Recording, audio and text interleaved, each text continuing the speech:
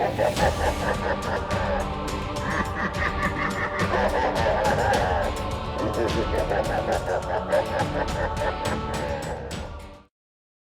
everyone, welcome back to Marvel Mania. I am Captain Logan. And I'm Eric. Today we are tackling Thor, and regardless of the fact that we got one out yesterday, I feel the need right away to apologize for the really long hiatus on this show. This has unfortunately been an experiment that has kind of failed. We're bringing it back. We're going to get back to daily as much as humanly possible. Hopefully, our plan, and we're saying this is the plan because we can't promise anything, the way weird extenuating circumstances have come up, but our plan is to try to double up a little bit and see if we can even catch up some. But we're gonna do Should we do the no weekend thing? Level best. Let's see what we can do. Weekends have been impossible, and so we haven't been able to record on weekends. It's possible we might. Well, because if we did a Monday through Friday release, yeah, and even if we got to record on weekend, it would help us catch up. Yeah. So we don't know. We're figuring it out. We both got really sick. I got really sick, and then you got really sick. And my voice is just now starting to recover, and so even though I was only feverish for a couple days, I was laid out for a week because I just couldn't talk.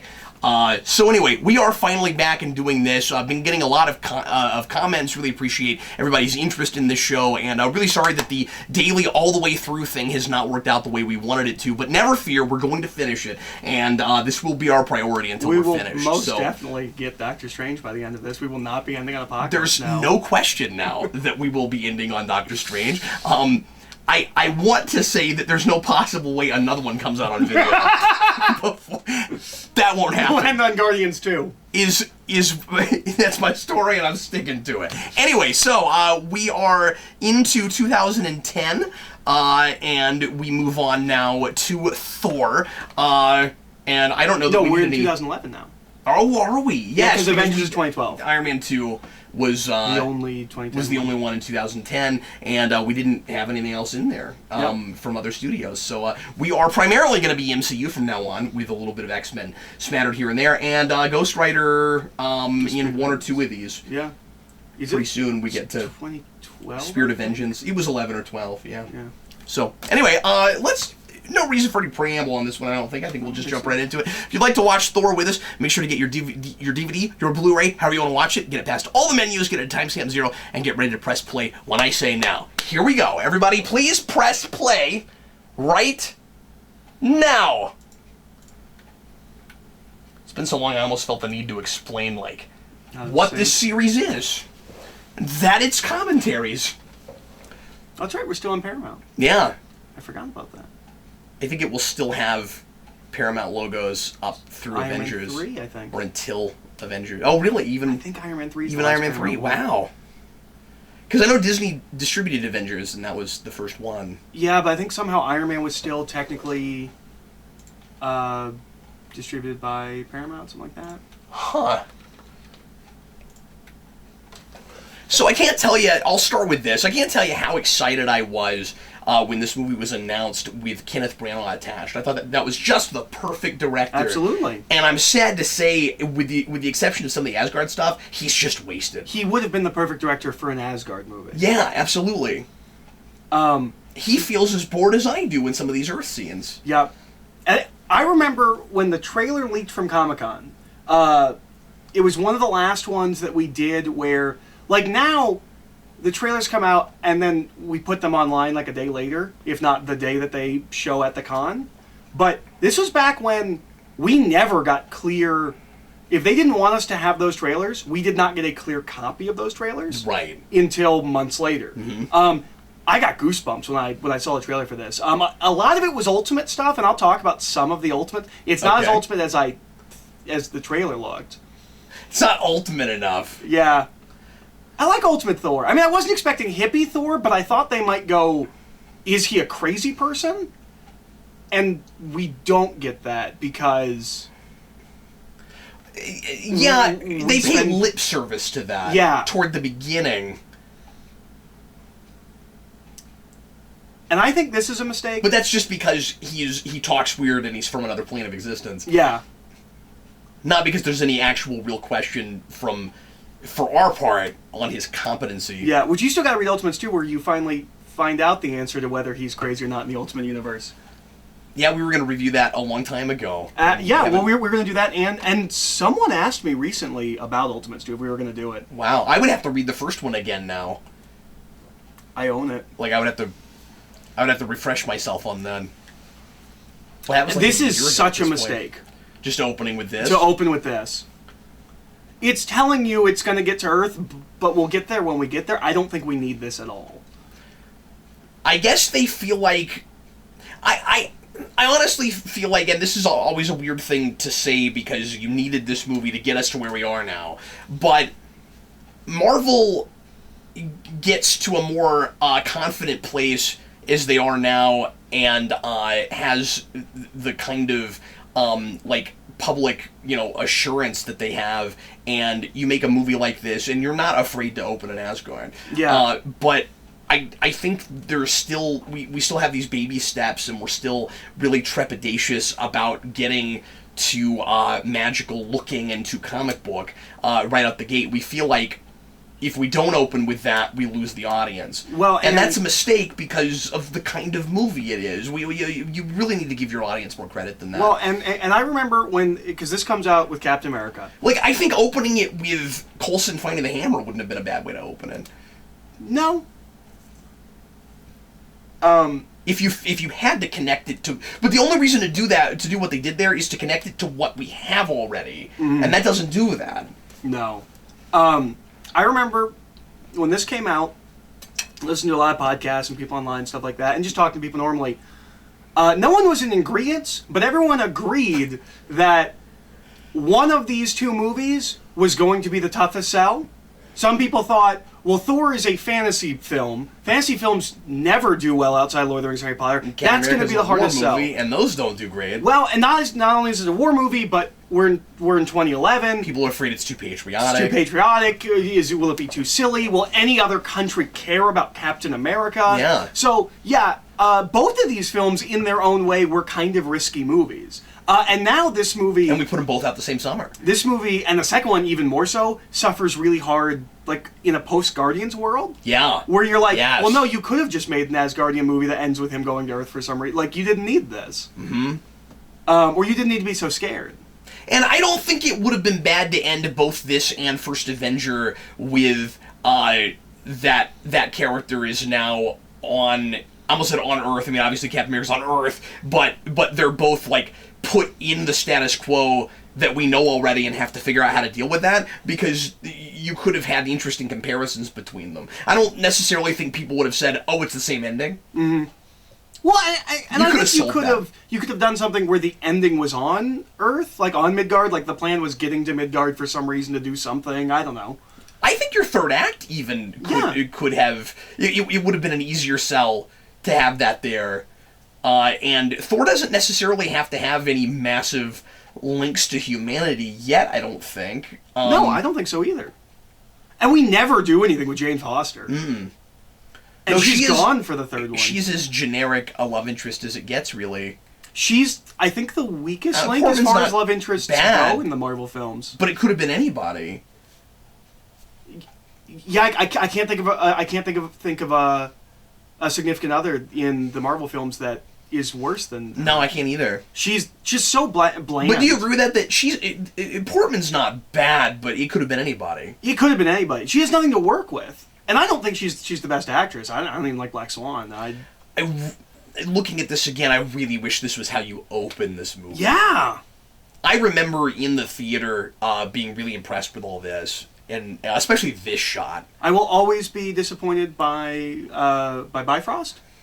I just want a rainbow. I still like it a lot. I know we're not ready for that as a people. We're not ready for our serious action movie to have people running across a rainbow. I like that architecture a lot. It looks like we built buildings out of pipe organs. It looks really, really Kirby and Simonson-y. It's maybe not as Kirby as people would have liked, but it is more the science fiction fantasy city than it is the like when you get to JMS, it is a medieval castle and kind of that kind of a thing. This is far more the science fiction-y version of Asgard from the comics. Yeah. And we go back and forth. And yeah, he kind of has a little bit in common with the fantasy city in Neverending Story with Fantasia. It reminds me of that a little bit. He looks a lot like... They both do. Yeah. Yeah, that's great casting. Some of it's the haircuts. That's helping a lot. Yeah. I do think it's a little bit silly to put little kid Thor in Thor's colors. Loki's in Loki's colors, though, isn't he? He's in green? Yeah, but it's a little bit more subtle. I don't know, there's something about the red across the top. That's real Smallville to me, I don't know. I feel like we've completely abandoned the helmet. We're just not using it in the We're just not using it. I didn't think about that. And that's an ultimate thing, and that's also in the comics we've mostly gotten away from the helmet. Not always, but it's there less than it is there. It's not there more than it's there. Which is also a lot of this comes from JMS. When we get to the end, we'll see JMS is credited for story because, well, first of all, apparently when they announced a Thor movie, he just went and wrote a screenplay, like just for himself. But somehow he got involved and was like part of the like writers' room for making this movie, and was like, well, this is how you do it. If you're going to make a Thor movie, this is how you make a Thor movie. Yeah. And so it's not that he wrote anything on this, but it is he broke the story, to use a TV term. He was involved enough, you have to put his name on it. And all the chainmail and everything, the way it's all designed is very, is it Opena? No, it's not Opena. Whoever the artist is that he worked on, that's where we get our big redesign, where we throw the chainmail on Thor's arms and all of that, and a lot of that's come from this. Also, the only time I ever cared about Thor was JMS's run, so all of my Thor knowledge comes from there. And all of mine comes from Simonson. Which is longer and Aaron now, which I've read a good amount of. You read his whole first run, right? Until Lady Thor, and you read the beginning of Lady Thor. Yes, and I read the beginning of the Lady Thor, yeah. Which I need to get back to. I fell off of it, but not because it was bad. Like, I don't even know how I fell off of it. I was actually really liking that. And Unworthy's been great. Yeah, it's a miniseries. It's only 4 or 5 issues, I think. Or maybe it's 6. I feel like the CG in these movies has gotten better.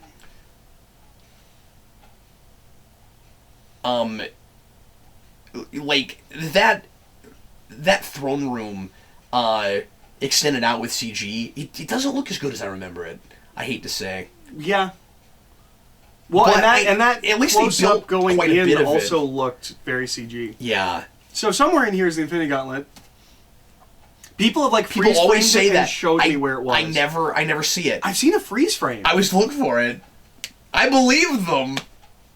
And then, like, I guess at some point Kevin Feige said that there were 2 Infinity Gauntlets, and I'm assuming in reality we're just ignoring that if it is here. It's a blink and you miss it if it is here.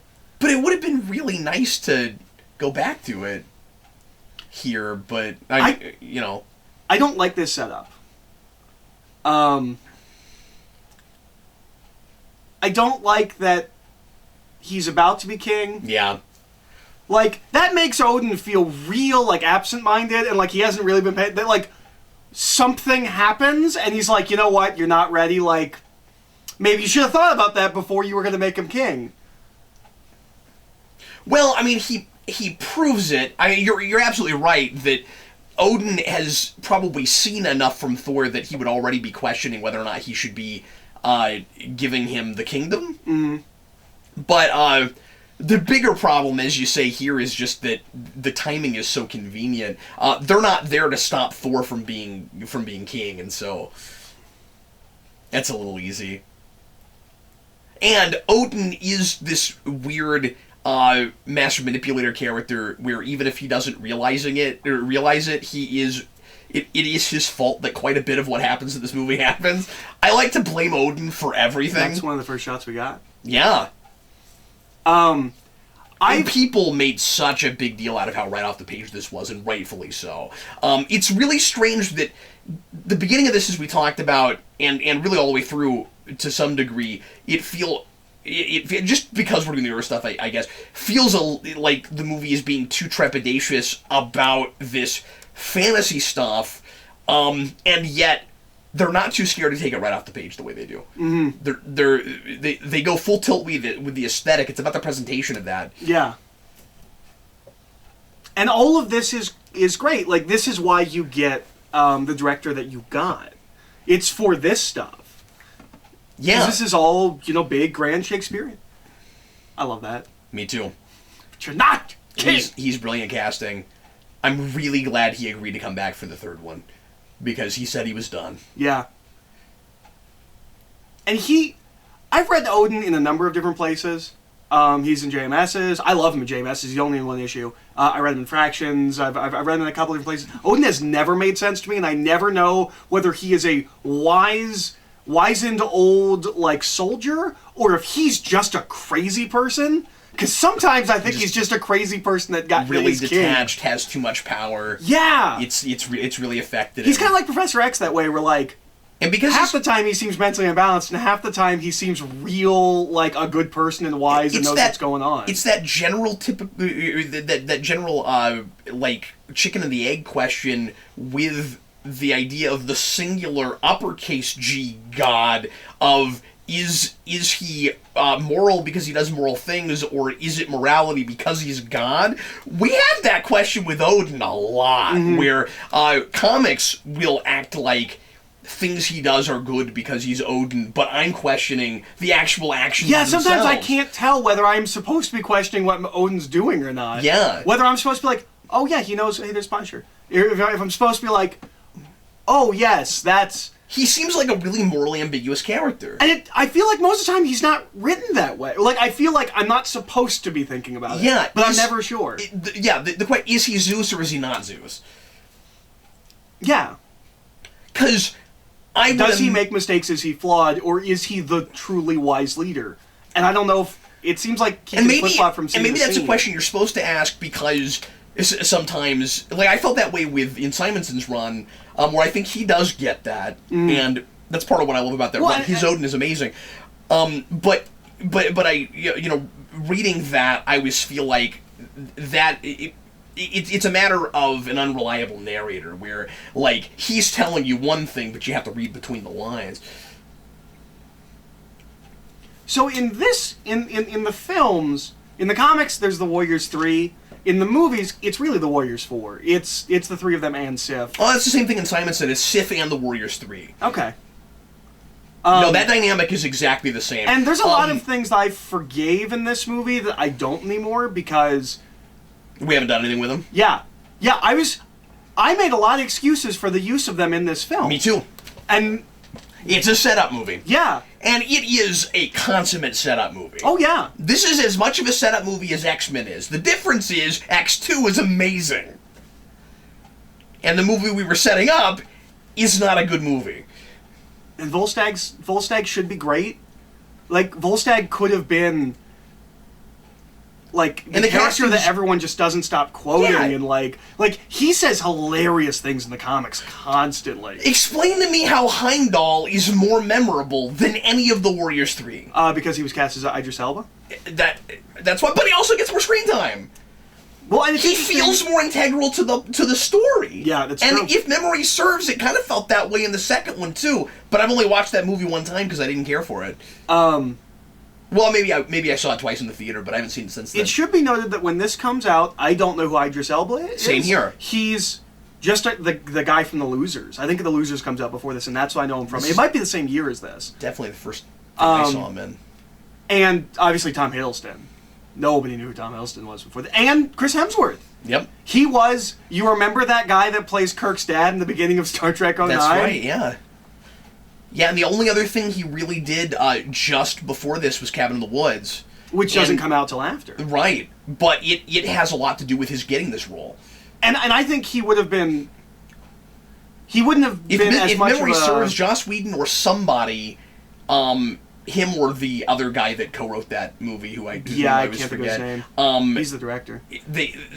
One of them, I feel like, had a conversation with somebody about Hemsworth, and that's how he gets this role. On the commentary, I want to say they said that he was just on set talking about oh yeah, I'm going out for Thor, and apparently Joss Whedon was like, no, what are you doing? You're Captain America. You're not Thor. Oh, really? Okay. Yeah. But I don't know about Drew Goddard. It's Drew Goddard. That's it. Yeah, but there's a story they have on their commentary, and I don't remember if it lines up with that. No, that's the one I'm talking about. It's on the... Cabin in the Woods. Oh, okay. Yeah. Well, maybe I'm remembering that wrong, yeah. Oh, I see what you're saying, yeah. But that's how he gets in the Marvel movies, yeah. I just always just has so much presence. Yeah. I mean, in general, but he is immediately memorable. This is cool looking. Yeah, and he's real stoic, and he's taking it seriously, and... Didn't he also say he was done with doing these? I don't know if I've heard that or not. I thought he said something about, like, I'm done with those kinds of movies, which a lot of people took as, like, genre films, and I took then as... he was in Star Trek. Well, or has he said that post-Star Trek? I think it was before that. But I didn't take that as that. I took that more as, I'm done with doing bit parts. Oh, okay. But I might be wrong. That was 2 years He got to be ago. a villain in a Star Trek movie. Yeah. And it's kind of a bummer, because I just thought he was such a good actor. I wish we could recast him as another character in the Marvel Universe, because there's so many characters he'd be great as, heroes and villains. I feel like before Dark World came out, I had heard that he was recast, but he didn't get recast in that, right? Wasn't he in that? Yeah, he is in that. Yeah, the Fendar, the sword one of the Warriors 3, he gets recast. His name's not right away coming to me. Oh, okay. Okay, but he's there for 6.5 seconds in the sequel. I noticed. Oh, okay. Well, and he's actually recast in this movie. A different actor was originally cast. Okay. I'm trying to think what his name is. He was Lestat in Queen of the Damned, and he was supposed to be... He was originally Aragorn, and they started shooting, and they're like, yeah, this isn't working out. We're recasting it. Speaking of, I was going to ask you this a minute ago. Mm-hmm. Do you think that there is a conscious effort to try not to look like or remind people too much of Lord of the Rings in this? I don't know. Maybe. Because I don't think Lord of the Rings, because it's so colorful. Yeah. And it's also but this we stuff never go to does like, remind planes. me of some stuff from those. I think it's just a color palette. Reminds me of some stuff in Two Towers. The big thing that I can't not see in this particular sequence, that bad guy looks exactly like Freddy Krueger but blue. the Frost Giant guy, he's just Freddy Krueger. Like they might as well have cast I can't think what his name is, but the guy that plays Freddy Krueger.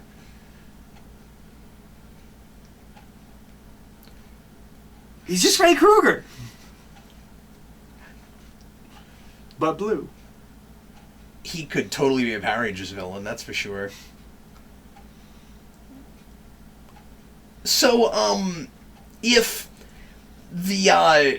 Ragnarok ends up not being good, and I will cry because of a lot of the casting in that, because we're finally going to hell, and I'm really excited about all the assignments and stuff that has to be in that movie. But if that movie is bad, or we just need to go in another direction. Right? If we ever make another one, though, I think the way to fix it, Eric, is as Guardians of the Galaxy. I think that's the ticket.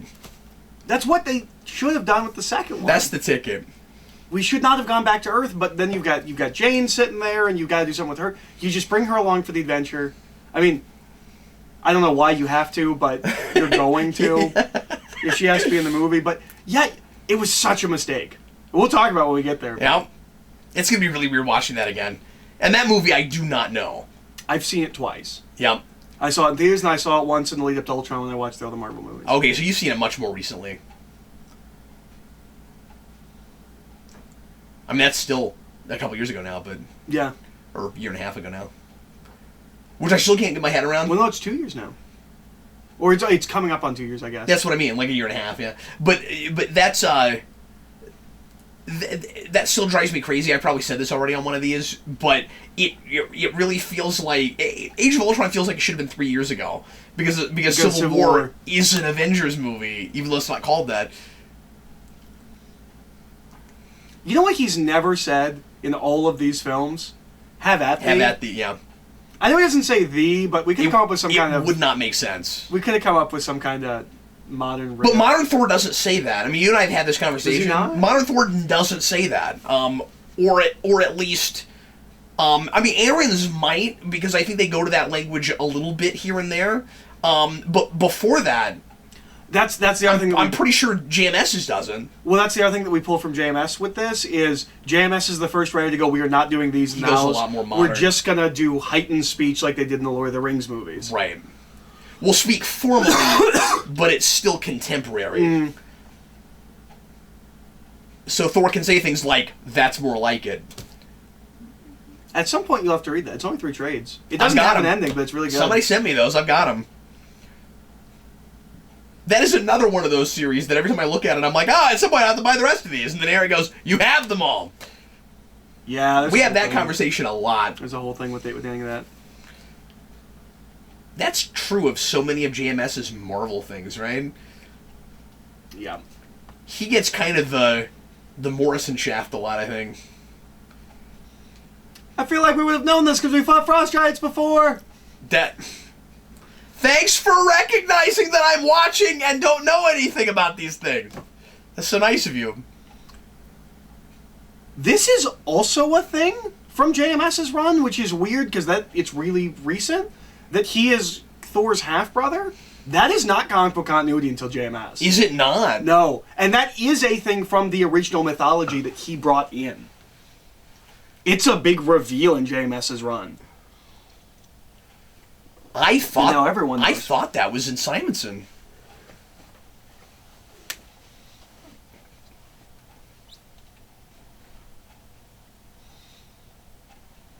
But now that you say that, maybe it never comes up. Like, the thing is, that is a really easy retroactive thing to add. Because they could just never know that. We like to do that retroactively with Thor stuff a lot. We've now done it with an entire realm. That's how we explain Angela. The angels come from the 10th realm, and we didn't even know about that. It's like, Odin wiped that out. Nobody knew about it. Well, Fear itself is like that, by the way. I had a brother that we've never mentioned. Uh-huh. He has an entire cult. Well, Angela is Thor's sister. Is she? Uh-huh. Of course she is.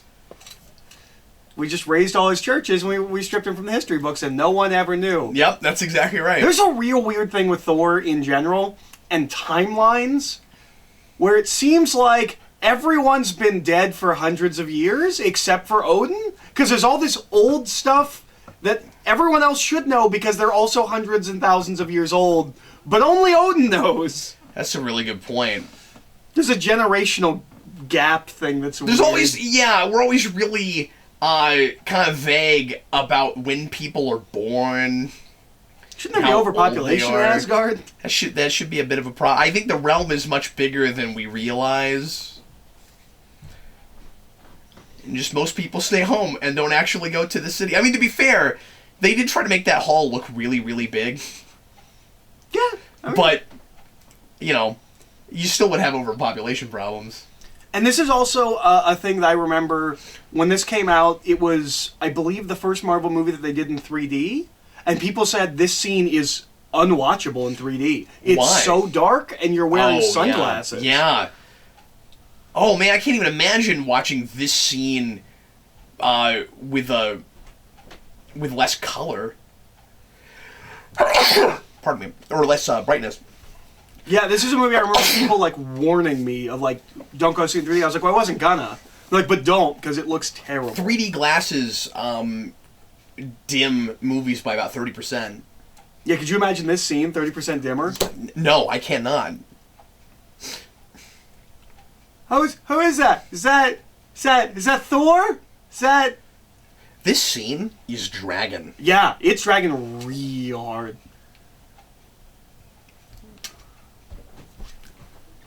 So do you know the story behind Odin's nine-legged horse? From the mythology? I feel like you've told me it before, but it's Loki's kid. There's a whole thing where Loki messes a thing up, and it involves a horse, and Odin's like, well, you better distract that horse. So Loki becomes a female horse and gives birth to that horse, and that is Odin's horse. Oh yeah, okay. I remember you saying that now. And Fraction made it canon.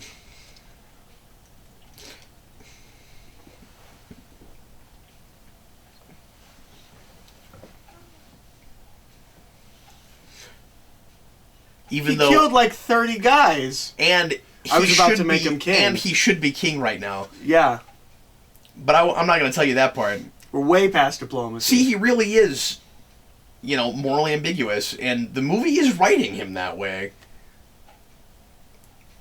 At the very least, he's real calculating and playing politics and stuff. See, I don't feel like he's morally ambiguous. I think we're supposed to just go along with this and be like, yeah, he realized how arrogant Thor is, and now he's changed his mind. And I don't think we're supposed to think about the fact that he was moments ago going to make him king. We're done with that now. We're now talking about that Thor's reacting poorly. Yeah, but he's already done, 3 things that are really questionable since he's been on screen, including a flashback. Now, you don't really know that until you see where things go with the brothers, but he seems like he is intentionally pitting them against each other from the beginning. And I don't think they're supposed to be, but he was never going to let Loki be king. Yeah. There never should have been a conversation about one of the two of them will be king. That's exactly the point I made in the rewind. Yep. This is the yelling scene. Things are more dramatic when we're screaming at each other. You don't get to say that! We did not build to that. Well, at least he says that. I love that. That's my favorite. Ugh. But that works. Yeah, no, that totally works. He doesn't even need words. I hate to say this. This is one of those scenes where I think the writing in this movie is really inconsistent as far as quality goes. I agree. This is not a real well written scene. At least parts of it. Like I said, inconsistent. But they are elevating this material in their performance.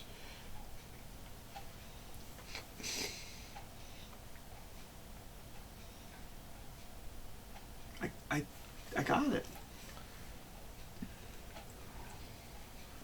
Okay, I'm sorry. I'll go in my room, Dad. I'll think about what I did. I got it. We can have the ceremony next Thursday. Okay, I'll be worthy by then. You don't have to yell at me in front of my friends. That wasn't cool. Why do you have to do this in front of Loki? That's not very nice.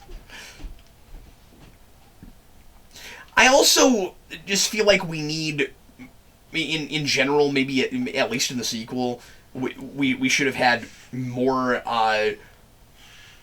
discussion about who Odin is and stuff about his father and stuff. Yeah, because it also seems like we just don't have enough of that history. It also seems like in Dark World, I should think he's morally ambiguous, and I still don't. I do, but I don't think the movie does. Not in the way that I do. Oh man, I'm so glad we established these characters earlier, Egg. That was some real good structuring we did there. Yeah. Why has he got normal people clothes? And this hitting him, that's a good question. This hitting him with a car thing becomes a running gag. I thought it was funny in the theater. I did too. Never again. But a lot of that is just because after, especially a first watch, this all feels more tedious. I'm feeling tedious now. Well, that's what I mean. Even with all the Asgard stuff. Oh, okay. You just mean the movie. That fight scene should have been half of that. We should have spent the rest of it on talking. Yeah. And that scene felt condensed and truncated to me. Mm-hmm. Those are synonyms. It felt truncated to me because we needed more time for that action scene that shouldn't have been that long.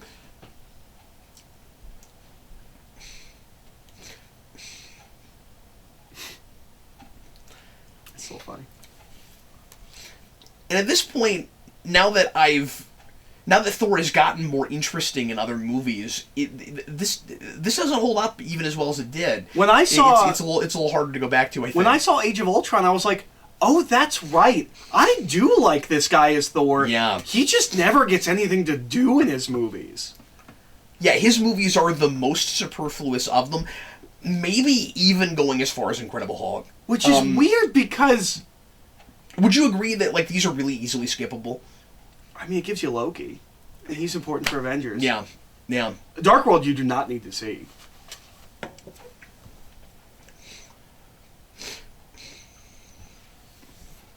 So when I saw the trailer, I thought Kat Dennings was super cute, and I was like, oh, there's this like nobody actress that's really cute. Yeah. And I found out she'd been in like a bunch of movies, and like everyone knew who she was, and it was just I was in the dark. And she should be really annoying in this film and the sequel, and I don't care because I've got a thing for her. Oh, okay. I don't think she's annoying. Everyone else does. I get why people think she's annoying. And I'm not annoyed with her as much as I am just doing some of this stuff. Now, that's not to say that all the Earth stuff is bad. There are some genuinely amusing moments with his figuring out, our culture and stuff that could be obnoxiously sitcom-y and like Owlfish, but they're not. The thing with his going to a pet store to get a horse is just the best thing. Give me something I can ride. That's great. And there is JMS. And his throwing cups around is always funny. That never gets old. Yep.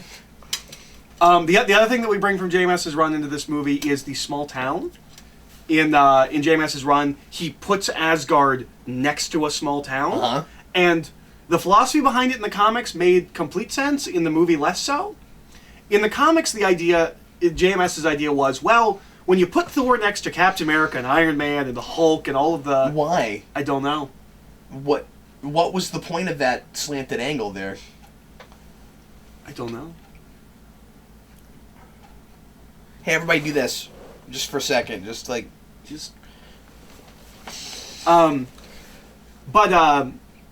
the whole idea was when you have Thor next to Captain America and Iron Man and the Hulk and all of these superheroes, he doesn't seem that fantastical, and he should because he's a god. Yeah. So you take all the Asgardians, you put them next to normal people, and they seem larger than life again. Yeah.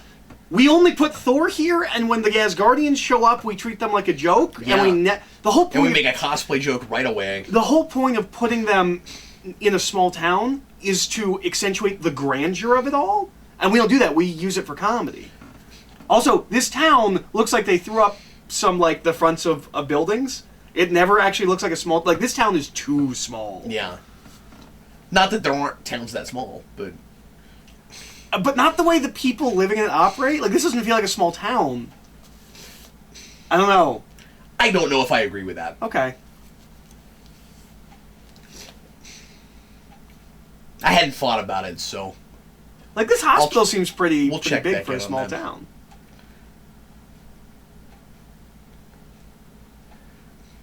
Somehow or other, this town just must have gotten some money and got to build a state-of-the-art hospital. It's not a big hospital. We are but doing it's a weird nice things hospital. with the camera. Yes, we are. And they're real arbitrary. What? Kenneth Branagh, why are you doing that? Why are establishing shots crooked? I've never noticed that every time. Yeah. I really couldn't give you any even kind of a ballpark of any sort of, like, symbolic reason for that or thematic anything. Okay, it's kind of funny. It's his face when he's like, yeah. What? It's amusing. And I'm not saying you have to have a, like, really clear, definitive significance for every way you shoot a thing, but when you shoot something in a really unusual way like that, you expect there to be a reason. Especially, like, all this mundane stuff. Like, if that was, like, Thor's perspective or, like, something like that. It really looks like it, and they linger so long. You feel like you're being asked to read it. That truck's not worthy. Is the truck or is the chain?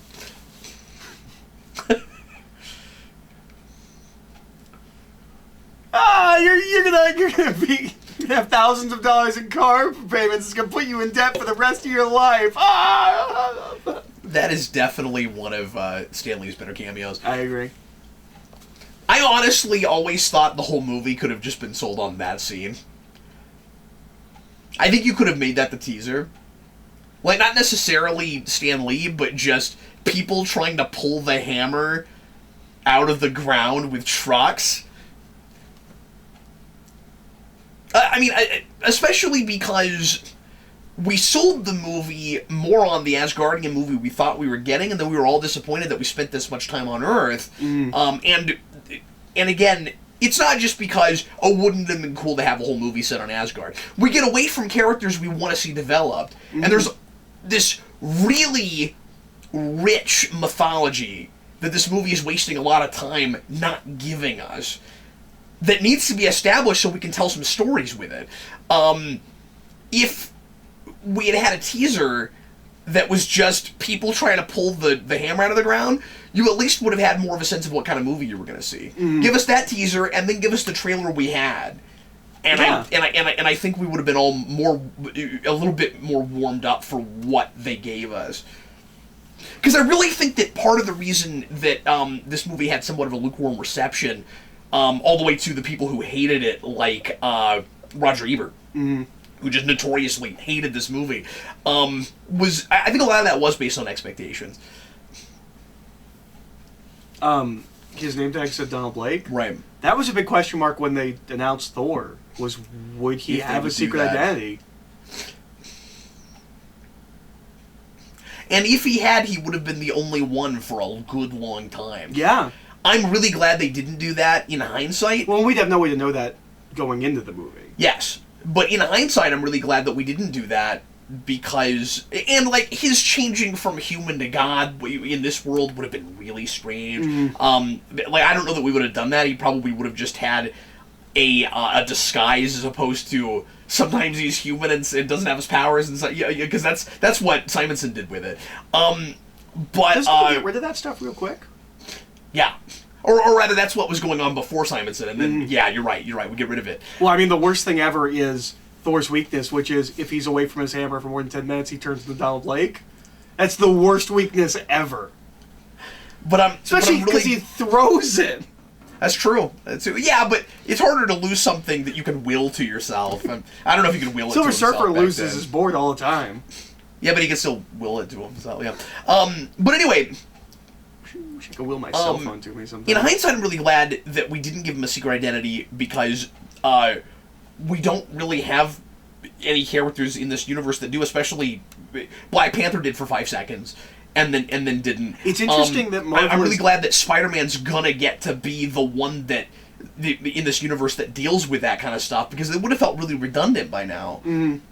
Yeah, it's interesting that Marvel Thor actually could have ruined that for Peter Parker, and I'm really glad that didn't happen. Marvel is now kind of known for superheroes that don't have secret identities. That's right. Which is not... Spider-Man is going to feel like a fresh thing. Yeah. In having a secret identity. Uh-oh. Well, there was no mirrors. He couldn't have known that you had a blue face. Yeah, but he was all cold in his face, and he was like, I've never had an ice cream headache, so I must be a frost giant. It's like that scene in Unbreakable, where he's like, can you ever remember me getting an ice cream headache? See, that's a nice shot. Yeah.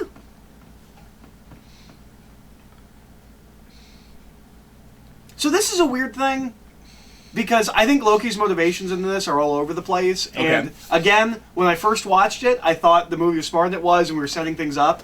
He's a completely different character when we get to him in Avengers. He let them in. But he's getting his motivation for being evil now. Or at the very least, when they went to the Frost Giant's place and he found out. Because that's how we're playing it for the rest of the movie, is that I wasn't really his son, I was lied to, but he's already put the wheels in motion. Yeah, but the Frost Giants, again, it's just a coincidence that that's who he happens to be using. They try to play it, if memory serves, as, and I think I talked about this in the Rewind, as a nature versus nurture kind of question. So he doesn't have to have those conjugate motivations. He might be mischievous just because of his blood. Mm-hmm.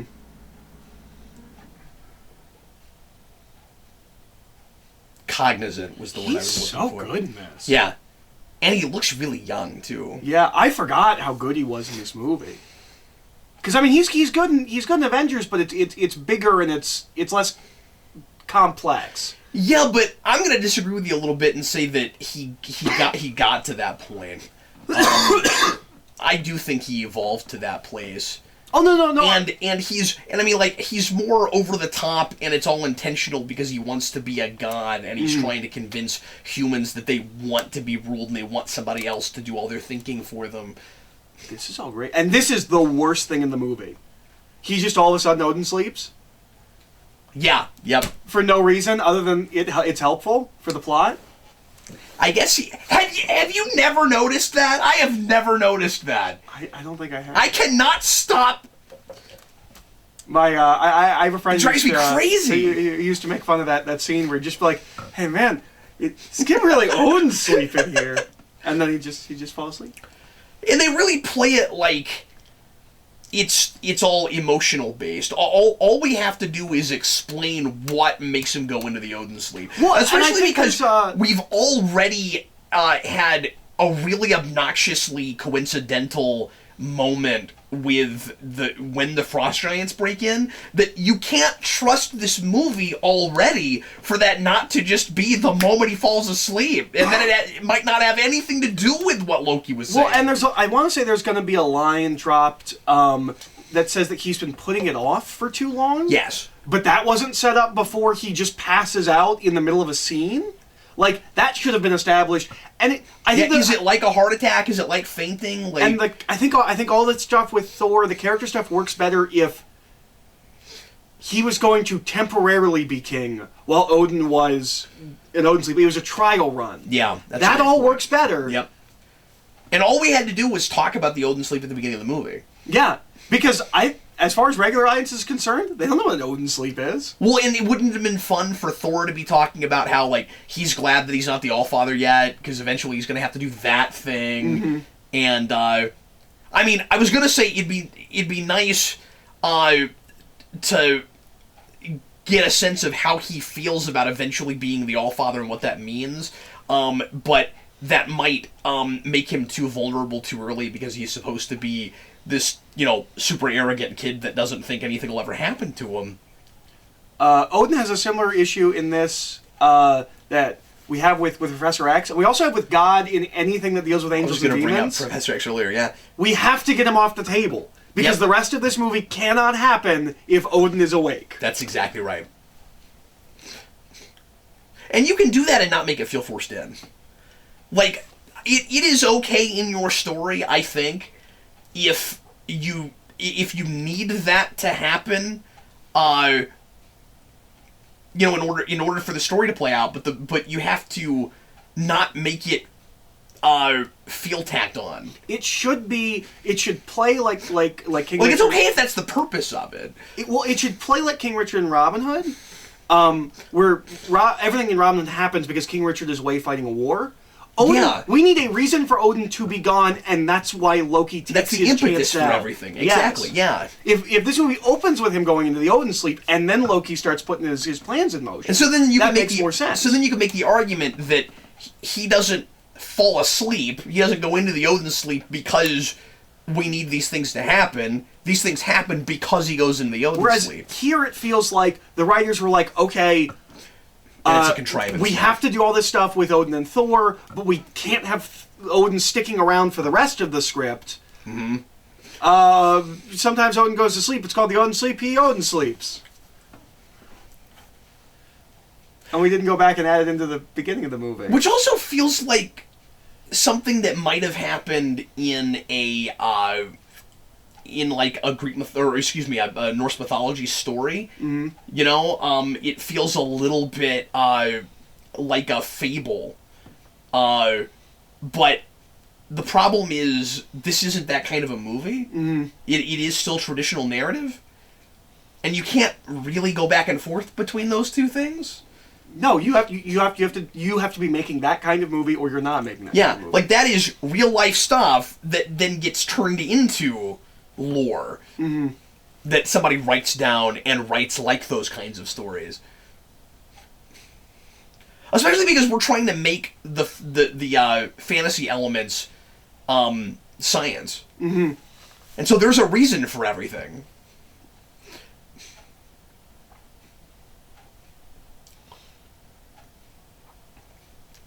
There's that angle again. Yeah. There's no reason for that. No, we're doing these real weird Dutch angles. It really feels like somebody just... It almost feels like an accident. It almost feels like somebody just set their tripod up wrong. Roger Ebert has a review for Battlefield Earth that has a really famous line that could also be applied to this movie, which is, Roger Ebert says, the director of Battlefield Earth has watched enough films to know that sometimes directors tilt the camera. He, however, has no understanding of why directors tilt the camera.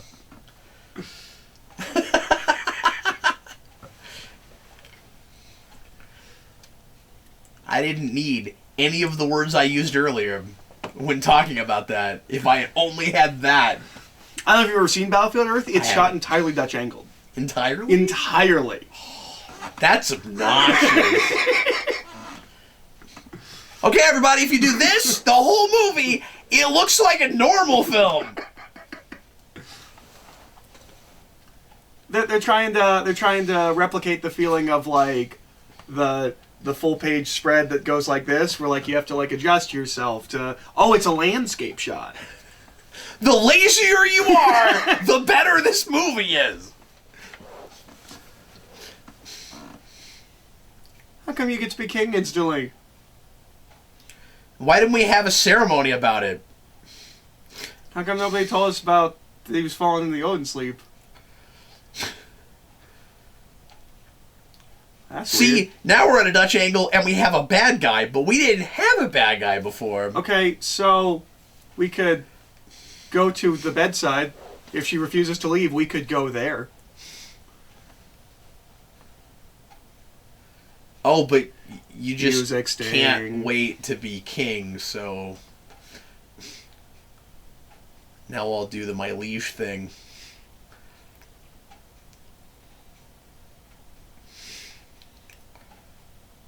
His staff is the coolest staff. I love his helmet, too. Yeah. It's all shiny. And he looks great lens in the flare. helmet.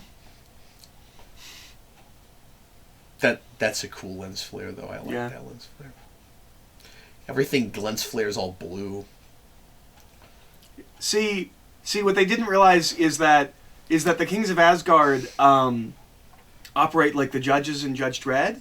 You can't overturn the last decree made by a senior judge stepping down. Oh. So you would go get Thor, but he just can't. He just needs more time to make the executive orders Sif's happen. got stuff going on behind her eyes, but we're never going to get to see it in this movie. Uh-huh. She knows what's going on. She knows what's up, but we're not gonna see that. See, there's a novel where this whole movie happens from her perspective that is probably really interesting, but nobody ever wrote it. Maybe one of those tie-in comic book miniseries. Sure. Hey, can we start? It also would have been a lot shorter. Can we start using those to do all the stories that we're not going to do in the movies? Can I get the Mandarin there? Can I get Red Skull coming back there? I know you guys don't care about getting back to that stuff, but I do. Can we use the tie-in miniseries to do that stuff? Could we just not do tie-in miniseries to this universe? Well, yeah, especially since I'm pretty sure they all get immediately retconned. I didn't even know we had those. The tie-in miniseries? Yeah. I didn't know that was a thing. Yeah, they're usually like 1 to 3 issues. Oh, okay. The Guardians one's actually written by Edmund Lanning. Really? Yeah, and that's the only one that the prequel comic made sense to, because all of those characters are doing things before that movie. Like, there's a prequel to Amazing Spider-Man. What could possibly be happening in that comic book?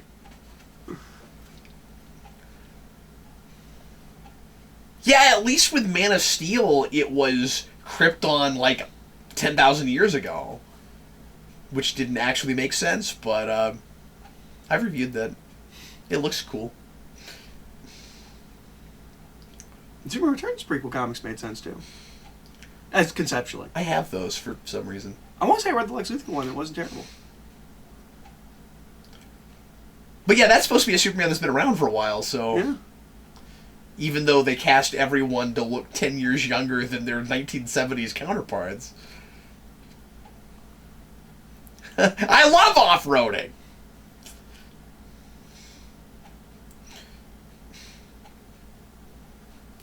Well, my name is Thor.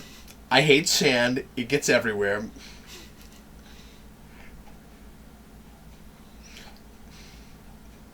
I promised a lot of things. I promised you a lot of things. I also said I wouldn't break your cups, but I'm gonna break your cups, so... Hey, look, a cup holder. I'm sure I'm gonna pick up the that cup they're really and driving break through the it. desert, because why would they possibly not? But that looked really fake. Well, I mean, very often we still don't actually shoot driving scenes where they look like they're supposed to be, but... Which actually makes sense. I've thought about this before. Yeah.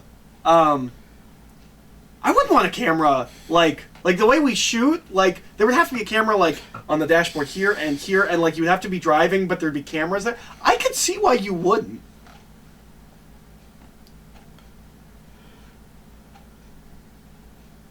Well, I mean, not my son, but Well, you're someone's son, and we love you very much. And also, like, if you have to do too many takes, you run out of stretch, and so That's then you have to true. go back That's true. and start driving Continuity again. could be an issue. Mm-hmm. But yeah, I think usually if you shot them like, if you shot that side profile like that, I think you'd usually just insert a camera and then shoot all of one person's dialogue and then all the other person's dialogue on the other side. I would assume. That's how I would shoot that. Hey, look, is this a tie into Heroes? It kind of looks like it, doesn't it? Yeah. This is a cool shot. This feels like a kind of double page spread. Like, ooh, look, there's a building. It goes down. Look, the government is meddling. Why not? Maybe it's got space radiation. Look, Eric, government control and questioning authority and things. That's what Thor's all about. Right. Mm-hmm. And also is a little bit of Ultimate Thor. He's all about. I mean, he's a hippie. He's all about not liking the government and things like that.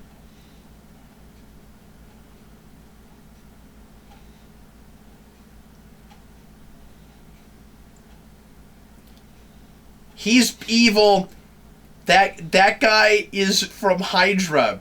You don't know it yet, but he is. Oh, he is from Hydra. Yeah, that's Sitwell. Oh. That's Agent Sitwell.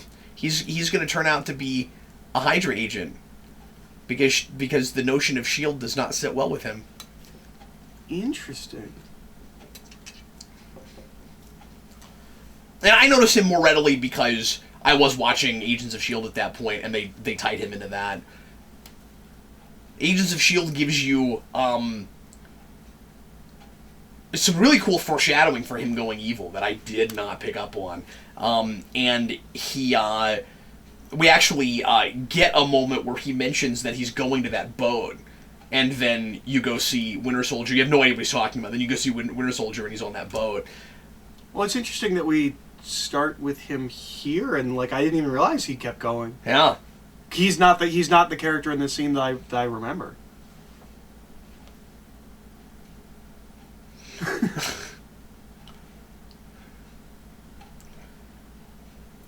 A lot of this writing is real rom-comming. Yeah. That's a mistake. And that's a really great way to put it, because I think that's a thing that people felt about it and didn't like but didn't articulate.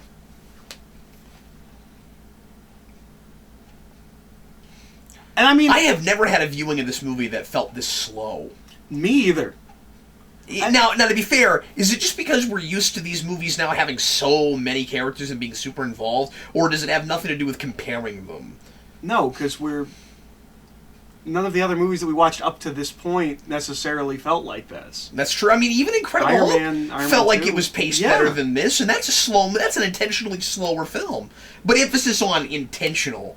He grabbed a purple bow.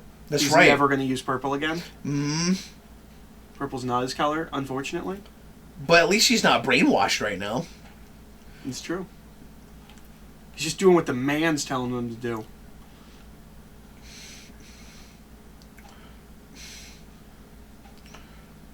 You know, even though he doesn't have his hammer, Thor is still like a god and stuff. Mm. So, this is not the most thrilling action scene in the world because these people are going to lose. Yeah. I mean, to be fair, he actually does end up losing this. Yeah. But as you're watching it, I just don't know that it's possible to make this a real compelling action scene. Am I wrong? No, this should be faster. Is that a weird thing to say? And I remember being so excited for Hawkeye and being like, oh man, people don't know that this is here. And they're going to see Avengers next year. And they still don't. Yeah, and they're going to see Avengers next year, and they're going to come back and they're going to rewatch this movie, and they're going to be like, oh man, here's the thing. 2 things. 1, no one went back to this movie. And Yeah. 2, it's so dark, I don't think people know. It's hard to tell it's even redder. Like, I remember being in the theater going, oh, I'm glad I keep... Like, in the theater, thinking I'm glad I keep up with these movies, because I would not have known who that is. At least Scarlett Johansson got screen time, and that was, like, a character they were establishing. Mm-hmm. So you could get to Avengers and remember she was around. Yeah, I don't think anybody knew that he was in this. And I was convinced, we'll talk about this with Avengers, I was convinced he was going to be the eyes in. He would be the point of view for Avengers. That's how you do that movie. And like, that's what I assumed you would do. You have a normal person, and he's going to be the one that sees the whole world. You know, sees how crazy everything is. And that's not what we did. To me, if you're writing a movie, that's the obvious way to do Avengers. Uh-huh. You do it through Hawkeye's eyes. Okay, you should know that you don't have enough humility to pick that up yet. Like, what would you think? Well, I guess he doesn't know about the worthy thing yet. Yeah, he doesn't know about the worthy thing. Oh, he's so happy with himself. He's so pleased. I'm glad he doesn't get this hammer in this moment. That's true. He wants it too much. Yep. But I remember seeing all this in the trailer. Because he thinks it's all about Bruce strength. I remember seeing all this in the trailer and being really blown away by this. And this also looks really Ultimate-y. There's a panel that looks almost just like this. Different context, but it looks like this. You know, you're right. Like, in the face and the way they've done his hair and stuff, he does look like that version. Yeah, he looks a lot like Ultimate Thor. Anytime you put him in a t-shirt especially, he looks like that version. Because Ultimate Thor dresses down.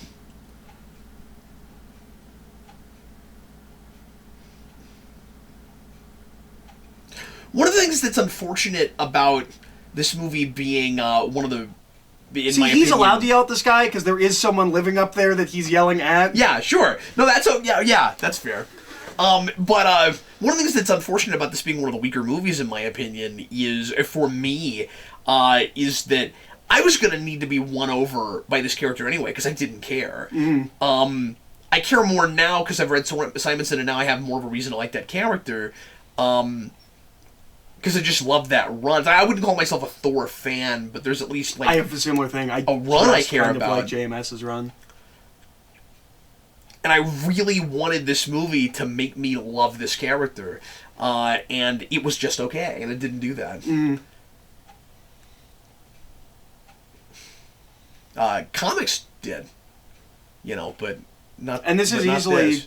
Up to this point, this is weaker than Iron Man 2 and Incredible Hulk.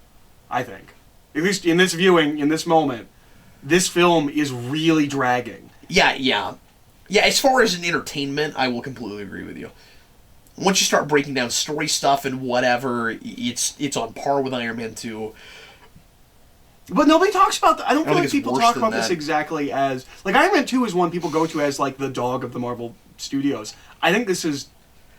A lot of people do with this, too.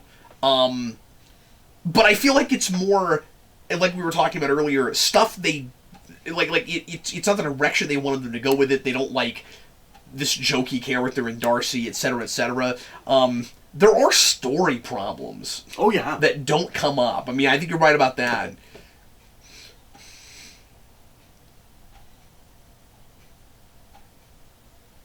Yeah, Clark also really knew his science. Mm-hmm. Like, he didn't just write science fiction.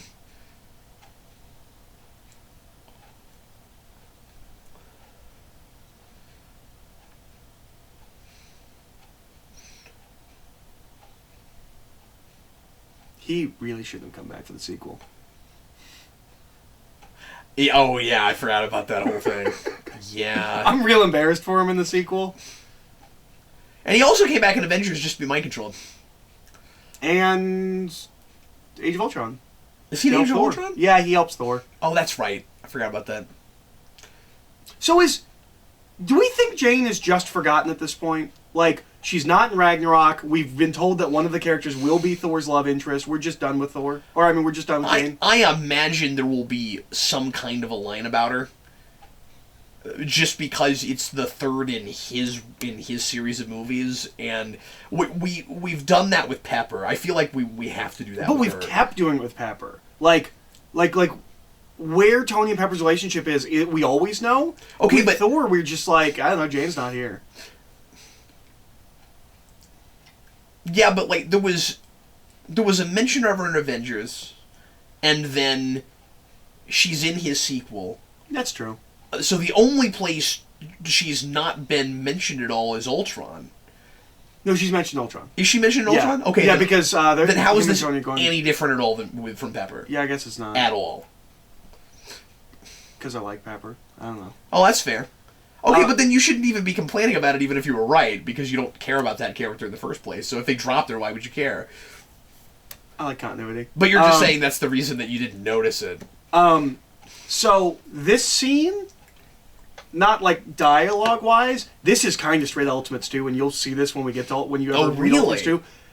Loki comes to Thor when no one else is around, and in Ultimates 2, it's part of the, is Thor crazy or not? Is he just talking to himself? And so I was real excited when I got to this scene in the movie. And he's kind of dressed like Ultimate Loki. Yeah, I like him in a suit a lot. Yeah. There's a part of me that would love to see, like, either banished from Asgard or just doing it on purpose because it's a way of making mischief he's never tried before. But I'd love to see, like, businessman Loki or politician Loki. Because now like stockbroker Loki? Well, and we've done, like, politician Loki now in the comics, and I would love to see that in the movies. I didn't read it, but there was a series called Vote for Loki, and I would love to see something like that. But also, Loki as a secret agent worked really well, too, so...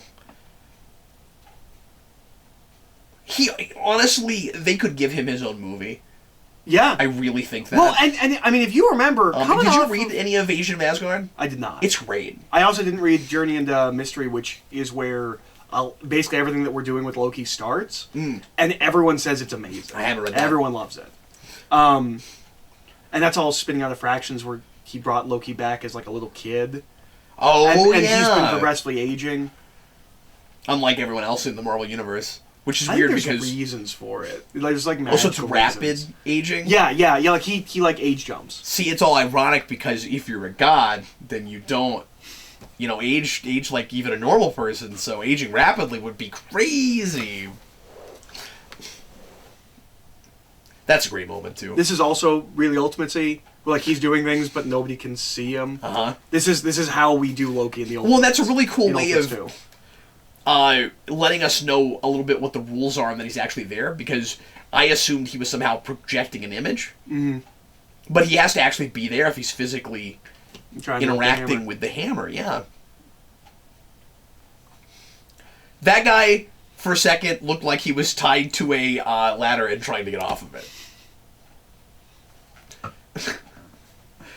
None of these people are bad. Well, I mean, you can make an argument with Coulson that he's doing, bad government things. He's going to cause a bad TV show.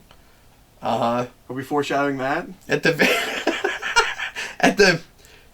very least, he is the government in E.T. right now. That's Coulson's They're fault. terrifying. No, they are not as effective and scary as the government in E.T. That's just because they're not wearing masks and they're not breathing really heavily. And I'm not six. And we're not seeing them from the perspective of an 11-year-old. Exactly.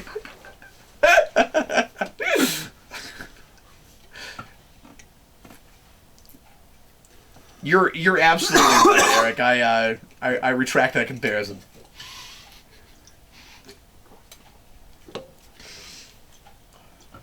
Okay, here's what I don't get.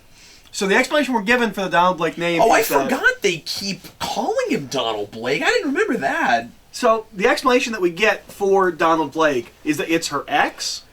Yeah. But it was written on with Sharpie?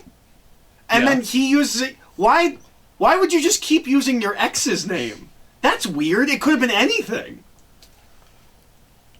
Yeah, why make it an X in the first place? Yeah, why It why could just not be a name you picked up at the hospital. make it a random name? Make it your a teacher in college you liked. Like, any explanation other than for your the sake ex. of the reference, I see why they would want it to be a doctor. Yeah. Yeah, then they should have just grabbed it, like, off a coat or That's what I'm something. saying. They should have just got it at the hospital.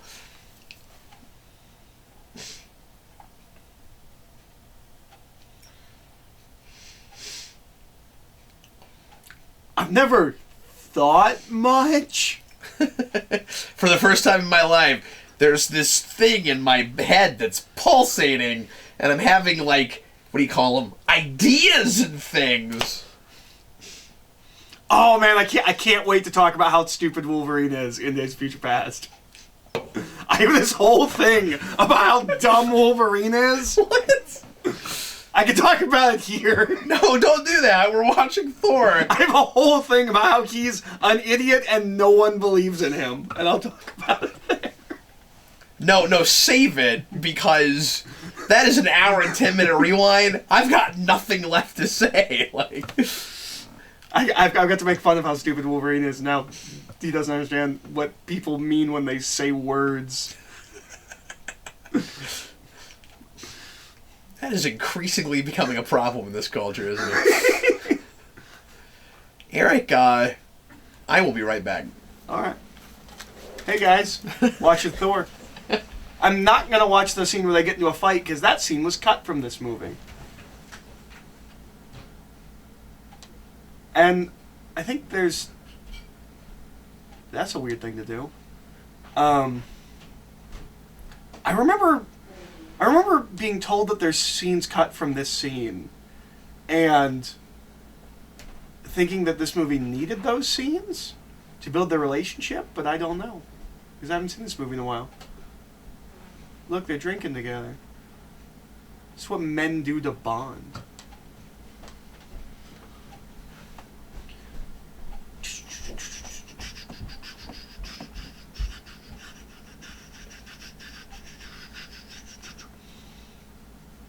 It's just landscapes. I don't know what you guys want me to say.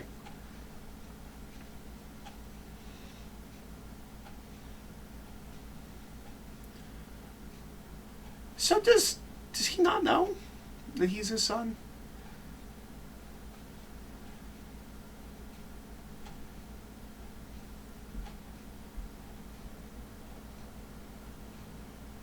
Okay, so he's not like evil.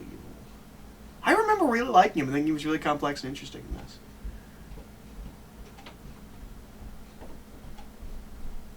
But I'm also not sure.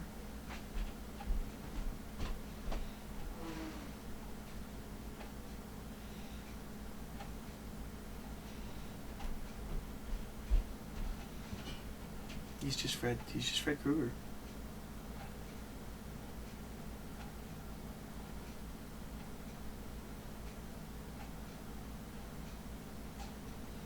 Casket of Ancient Winters. Oh, that.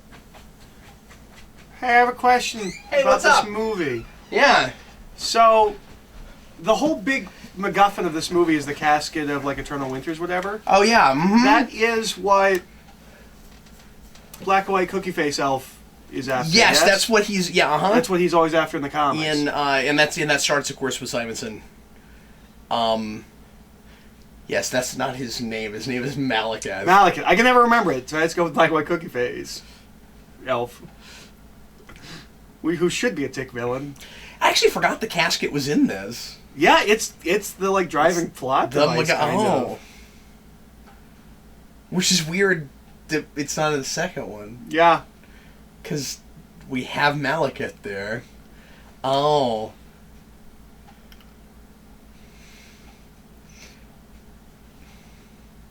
I didn't swear anything. You will obey me now! What are you, Doc Ock?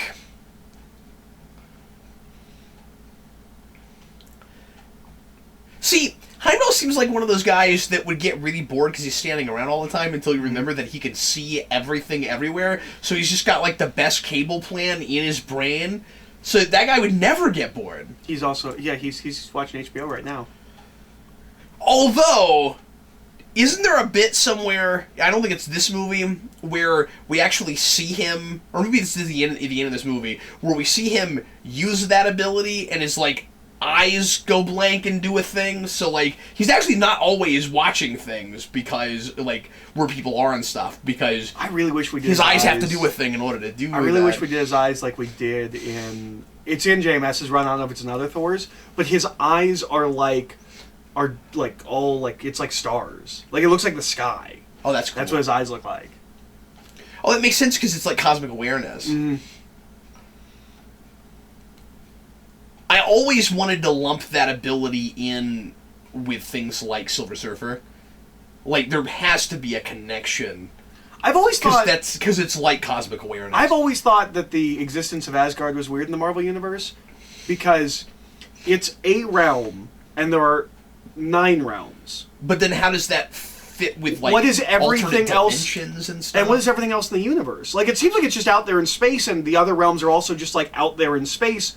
But you can what just is everything, get there really like, fast with something akin to a Tesseract? Why aren't the Kree and Skullplants realms? Like, what is a realm in relation to the rest of... Because they're not universes. And we now they're not already dimensions. have that distinction with Doctor Strange, where we have alternate universes, yeah. but the realms aren't that. What is Asgard? Yeah. Where is Asgard? I've always had this question. I do not understand Asgard in the context of the Marvel Universe. Yeah, it's not a planet. Yeah, it is a plane of existence. But not in the way that we ever mean when we're talking about planes of existence with anything else in the Marvel Universe. Yeah. And what is the distinction, like, in alternate universe that's Earth-like versus alien, not Earth-like and ones? Then, like... But then why are there only 9 of them when there seem to be almost infinite? And is Midgard, which is, Earth, is that everything in our universe? Like, is our entire universe Midgard? Because it doesn't seem like that. It seems like it's just Earth, which is one of the 9 realms, which lends to each of the realms being planets, and... Yeah. I don't understand how Asgard makes sense in the context of the Marvel Universe ever. The only thing I can think is that you've got these almost primitive and advanced cultures simultaneously, right? Where, like, they're advanced, but he's explaining it to us right now. But they understand all of this in a really limited way. So, like, they think they're realms, and they don't think of it in the sense of planets, but then, like, time goes by and they learn more science stuff and they realize they're wrong, but it's tradition. That's the best I can come up with. It's like you only use 10% of your brain thing. Like, well, we've just been saying it this long. You might as well continue with it. I also hate that explanation that he just gave. Yeah. Your ancestors called it magic, you call it science. I come from a place where they're one the same thing. That is not an explanation in any way. It's really not. No, you really just have to say, I come from a place where we can do things you can't do because our science is more advanced or just different. That is one thing I really like in Dark World, is that they expand that and they show us really advanced science in Asgard. That's great. The medical stuff at the beginning, I really like that. When we get to Doctor Strange, it's still science. It's just like advanced science. Just let it be. Well, why is magic so silly for the Marvel Cinematic Universe? Like, everything has to be a science. They kind of explain it as not science in that. No, she breaks it down and she's like, you can call it science. When she does her, like, little thing like this. And there's the things and there's spinning. Yeah, but all she's saying is there's rules to it. You see what I'm saying? It's different from the way this is science.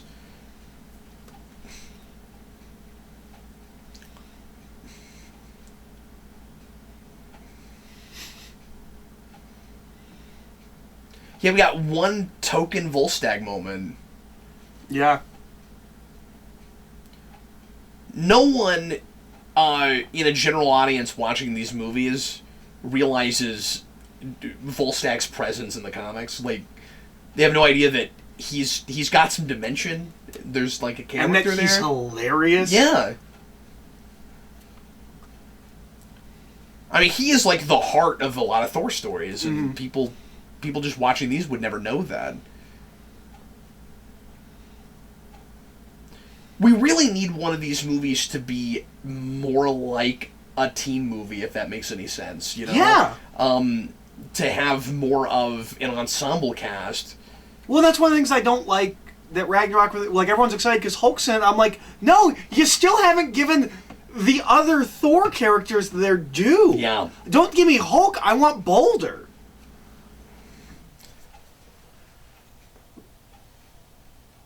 I would any take other Thor and Sif going to hell by themselves. Yeah, more so than any other property Marvel has right now. I don't want or need Thor to cross over with other things in his own movie because they still haven't fleshed out these characters. Mm-hmm. 2 movies in. I wish they'd gotten us there. Yeah. Because I want to be excited about that. Yeah. And I mean, to some extent, I'm excited that the Hulk's finally going to be in a movie that's not Avengers. The Doctor Strange stuff seems fun, but I want these characters to be more And because developed. Age of Ultron feels like it's 3 years old right now, it feels like we haven't seen Bruce Banner in forever. Yeah. I guess Thor either. Other than... But for whatever reason, it doesn't feel like it's been as long. And that's not just because he's at the end of Doctor Strange.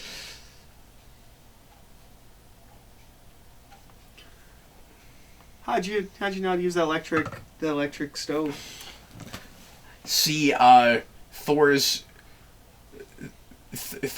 getting toward the end of his character arc already, Eric, because he's like doing things for other people. See,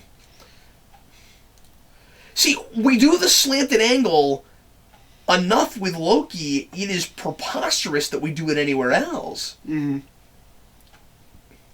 This was cool. I love the Destroyer. He looks wonderful. Yep, he looks perfect. He's right off the page. It's really cool to do something that early. Mm. This is a thing I remember not liking in theaters, feeling like putting them in the normal world, they look like they're in costumes. Yeah. They don't look... I mean, it doesn't affect Thor. Like, Thor looks fine. But for some reason, they... See, we shouldn't be making fun of them. They're gods. They should have grandeur. They should have presence. You should be watching them in awe. Like, the people watching by should be like, who are those people? Not making fun of them. Yeah, and I mean, I can see an argument made for it because we live in a day and age where we see this kind of stuff all the time now. But Thor has this presence that they don't have, even out of costume. People are reacting differently to him than they are the Warriors 3 and Sif. And they should have that presence. Primarily just because his name's in the title. And he is certainly... He's certainly exuding that kind of presence. So you're buying it, but I want to buy it with them, and you're right, they just decided to make that a joke. Also, it can be good. I'm not saying that this is just like a straight up no-no, but I'm to a place now where I immediately start to resist small towns that get destroyed in superhero movies. Because we do it all the time, and it always feels like a cost-cutting measure no matter how much a movie has. And it's clearly a cost-cutting measure in this film. It feels like it. Or I would think even if it's not, it sure feels... That's what I'm saying. I can't say that for sure. It feels like it. It feels like Superman 2. It feels like Supergirl. Well, and it feels like you would want to do that in this film as a cost-cutting measure because you had to build all of this. And that's fine, but... but then let's just spend some time here. You built it. Yeah. Now, it's possible that it is... Now, every one of these is a special vaccine. So, I mean, there's that to consider. Now, it is possible that it was always a small town because it's JMS, and that's what JMS did on Thor in his run. He did the story for this, but it feels like it's a cost-cutting measure. Yeah, it doesn't really matter what the intention is. It's just how it comes across to me watching it. I also never understand this choice, that whenever we use the Bifrost, it leaves like a design in the ground. Like, I just don't get it.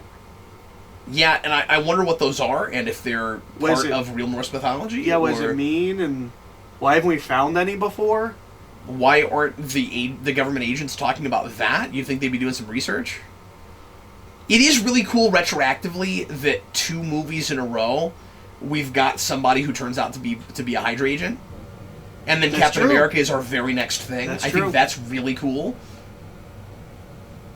That doesn't make sense. You know where Tony Stark is. You left him at his house in Iron Man 2. This is taking place during Iron Man 2. And you've forgotten that.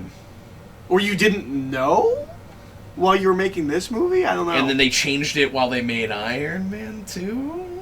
Okay. Because remember, the post-credit scene of Iron Man 2 is a scene from this film, so it's written. Right.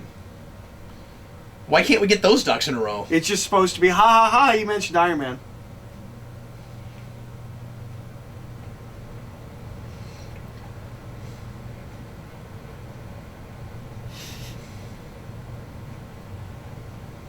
I am but a man. Yeah, that is always, and this becomes a problem in the comics some too, but like, that is, it is kind of vague as to what exactly the gods are without their weapons of choice. Mm-hmm. He says, "I'm just a man." I guess it's just because he doesn't have his hammer. Well, all of his powers were stripped of him, right? Like I don't know. Well, that's true. That's why this is going to be a because sacrifice. It seems like maybe the idea is supposed to be that he put it all in the hammer, and then when he gets the hammer back, it won't be like he doesn't have his powers when he's not holding the hammer, but the hammer gives him more or something. That's the best I can come up with. They sealed away all his godliness into his hammer or something like that. Yes. Yeah, I'm not. And then sure. when he gets it back, the rules change. Mm. If he's worthy, he's Thor all the time. But I've always thought it was weird that Thor is the god of thunder but cannot command it without his hammer. Yeah, me too. In Norse mythology, he actually needs gloves to lift his hammer. It's a whole thing. Oh, weird. Yeah.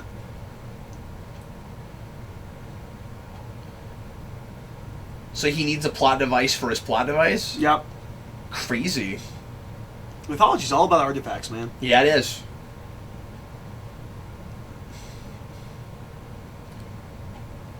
This looks cool. Not the city destruction bit, but like the destroyer looks. The really destroyer good. was a up. big deal in the theater. For me. Yeah. I was really excited about that. Because I didn't keep up real hard on production on this, and I didn't even know he was in the movie. I don't remember if I knew or not, but he looks great. Well, I must have known because I remember it must be one of Stark's line being in the trailer, so I'd imagine the destroyer was in the trailer. Oh, yeah. He doesn't tell me anything. Maybe I just forgot or didn't see that. I must have seen that trailer. I don't even know. But once again, it's crazy how long ago this is now. Yeah. It's weird because... But it's also nuts because I was already on YouTube and doing rewind and stuff. Yeah, I was on YouTube too. Yep. We've talked about this a little bit, but and I mean, you and I were already friends. I mean, yeah, we talked about that with Iron we are Man friends 2. when this movie comes out. That's weird. Yeah. None of this makes sense to me. Okay, I get that he needs to self-sacrifice. He's just a guy. Uh-huh. They're gods. Yeah. Why are they the ones running? No one was like, no, Thor, you're just a dude. We're gonna fight him. Well, you see, Eric, it's because if this doesn't happen, he can't get his hammer back. No, I get that, but also, as long as... But that's my point. It suddenly feels more contrived than it did before after you say it as like that. long as this movie... Because they would have to know that to have any reason to stand back. But then the question is, would it actually be a self-sacrifice, or is it more self-serving? Like, if they knew it, but he didn't, then okay. But that's not what's going on. As long as this movie feels, we didn't spend anywhere near enough time making him learn his lesson. Well, you know what? Something we're not... Yeah, I always thought the that, end too. of the second act is him learning that he has to learn a lesson.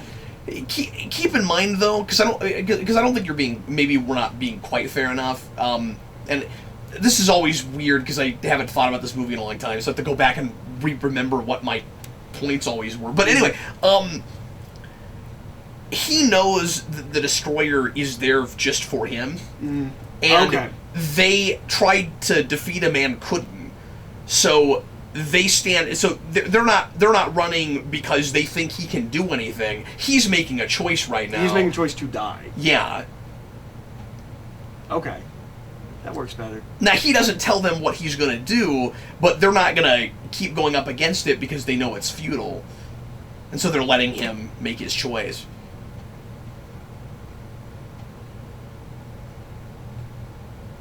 So that's not super contrived, but I could have used a discussion.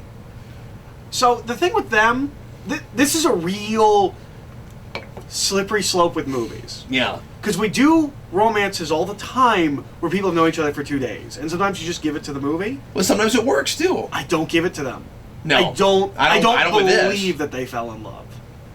It's worked in plenty of movies where you genuinely believe these two people fell in love, and yes, the timeline's real condensed, but it's a movie. You give it. But to it's it. not. But it's I not don't always. believe that they. It's not always a gimme though, Eric. Sometimes it's just organic and you believe it. Mm-hmm. You can make anything work, and in real life this can happen. The deal is, you're talking about two people who go through a massive trauma together and spend. And 48 hours that feel like 2 weeks. No, you can that can work, and it's not just because it's a movie, so you have to give it to it. But it doesn't work here. Well, I mean, less than action movies and more like things like rom-coms, things like that, or just movies that are about a relationship. Oh, I see what you're Sometimes saying.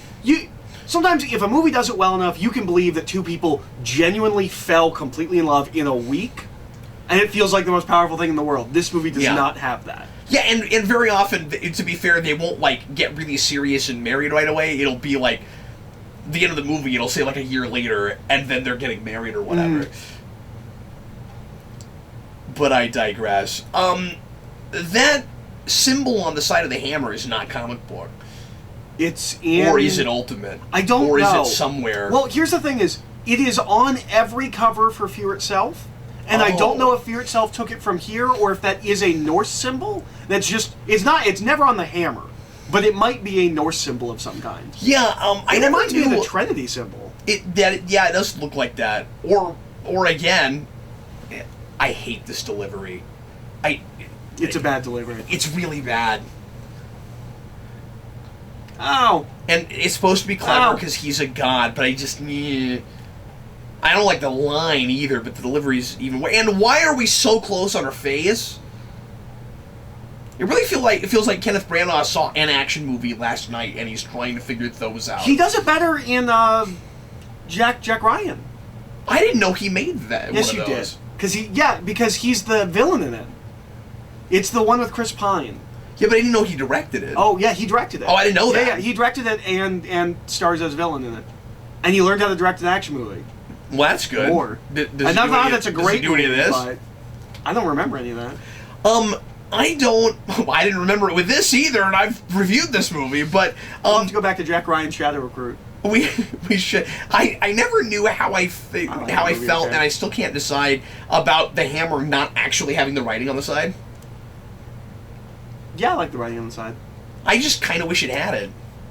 Of course. And it's weird because he speaks it to it, but he doesn't actually read it on the side. Thor would be like trying to pull it up and trying to read, like, what does it say? Look, if the movie's going to make me constantly tilt my head, he can do it for the 5 seconds it'll take him to read that, okay? You save. Okay, that was the thing that happened a little bit ago that I didn't like, that I heard about in the Thor comics. Okay, but Son of Cole is just the best thing. Yeah, no, that's good. That Mjolnir is apparently now sentient and talks.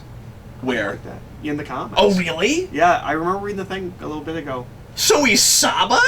Yeah. The hammer is Saba And apparently now. Jason Aaron wrote a whole issue just with the hammer, like, as the main character. But what if it's great? It could be, but it seems dumb to me. I didn't know about that. See, we're shooting him crooked every time now. We should never have done it anywhere else. I know I've made this point 6 times now, but it's bothering me. That's a frozen Heimdall. Yep. It's a meat popsicle. See, how come that wasn't an action figure? Yeah. You know? We always make a big deal out of Corbomite, like, or Carbonite. I actually had no idea what you were saying until you corrected me. Corbomite is Star Trek, and I always say one and I mean the other. And I know the difference, but I have to get it out of my mouth first. Corbomite is the Kirk Bluff in TOS. Oh, okay. In an episode called The Corbomite Maneuver.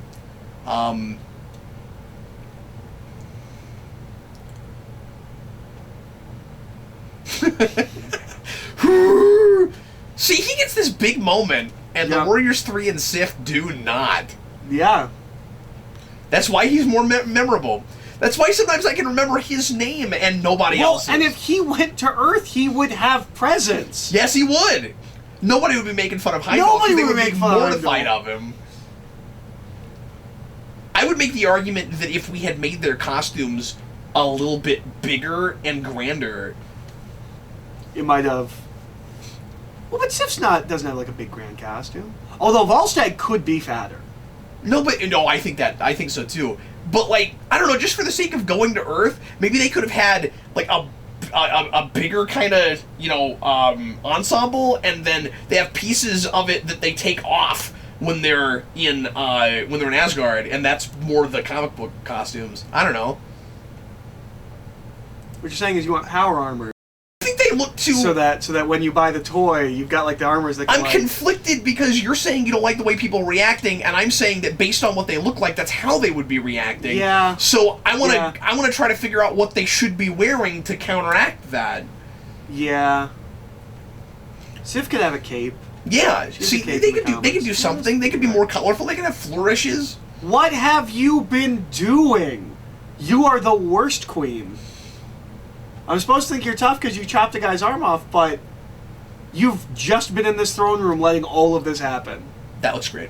It does look great. I wish it was real rainbow. One thing we could delve into a lot more in these is the difference between the warrior morality and our modern morality. Yeah. It's a thing that we deal with a lot in the comics, and I don't like it when we water that down. These are people who honorably kill people all the time, and we need more of that. And can accept an honorable death. Yes. And I think we play that way too safe. In these, where we're too... I think we might be too afraid of offending modern sensibilities by allowing these people to be killers. Well, that's the thing that we do a lot with warrior cultures, is that because they're written by people now, we cannot wrap our heads around or respect people or cultures in which death is not the worst thing. Yeah. And it always has to be put down. Like, whenever somebody's like, I'm going to, like, die and it's okay. The morality is different. And because it's written by modern people, there always has to be a line about how stupid it is, or, no, you don't. Yep. We do that with the Thor movies, yeah. I don't like that. Because that's not who they are. That's not their culture. It's okay for space gods that have existed for thousands of years to be a little different than us. Yeah. And it's okay for the humans to resist that and be confused by it and talk about it. Mm-hmm. But the movie is... whenever we do this and things... The movie's always on our side. On our side, yeah. It's never like, yeah, I can understand where you're coming from. Once again, that's one of the things I love about Simonson, is that the morality is just different. You have to adjust yourself to their sensibilities because they don't live the way you do. And cultures on our planet are different than ours. Mm-hmm. Like, now, like in present day, and it's a thing we can't accept. The Japanese have a very different view of death than we do. Yeah. They have a whole forest where it's acceptable to go hang yourself. They have a suicide forest. I don't know if you know that. But, like, it's a completely different sensibility than what we have. That's really interesting. I do, and we've had this conversation off camera, but I do feel the need, because I didn't weigh in on this earlier, to disagree with you about the Bifrost. I really like it. Yeah. It got me in the theater. I thought it was so cool the way they handled that. It looks like Rainbow Road and Mario Kart. It looks like they should be driving Mario Karts across it.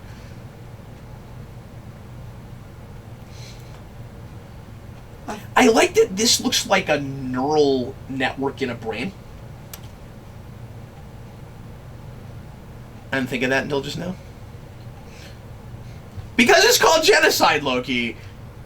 And you don't have a good reason. I like that for here doing he that. is giving motivation that I'm not entirely sure is his motivation. I feel like this is what I remember liking about it. It was almost like the Joker, where like he keeps explaining himself, but it's not always the same, and I don't know if even he really knows. Well, obviously he knows that he's going with whatever his emotion is in the moment. And because he knows when Odin wakes up, he's not going to be king because he's not actually his son. He doesn't have blood claimed to the throne. I guess bring that up now. Yeah, but he's planning on getting rid of them. Well, no, he says when Odin wakes up, he will see that I saved his life and I destroyed these monsters. Oh, okay. So he's delusional about that. Yeah. I'm not sure if he intentionally is like changing in the moment or if it is just inconsistent villain writing. But he plays it so well, I want to believe that it's the... I don't remember this feeling inconsistent when I wrote about it, but we're talking over it, and that's been a while, so...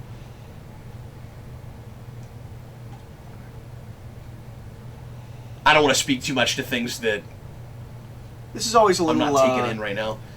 Hard to believe. Thor and Loki fighting. Loki's not really a fighter.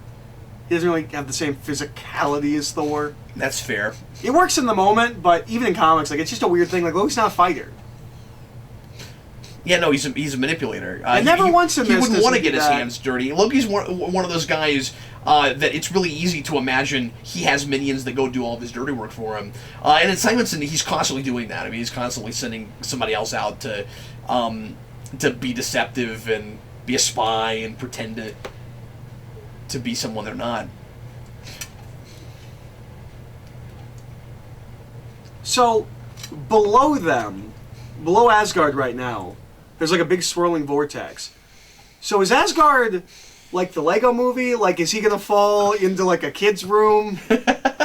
That's what it is. Okay, that's how the realms work. We're Okay. just the 9 realms are 9 kids' rooms. This still doesn't explain alternate This is a bit dimensions that was hilarious in necessarily. theaters and is such a great idea. It's great. Just putting the hammer on him. It's so obvious. It made me feel like I should have read it in 100 comics already. Yeah. Yeah. It feels like people should be doing that all the time.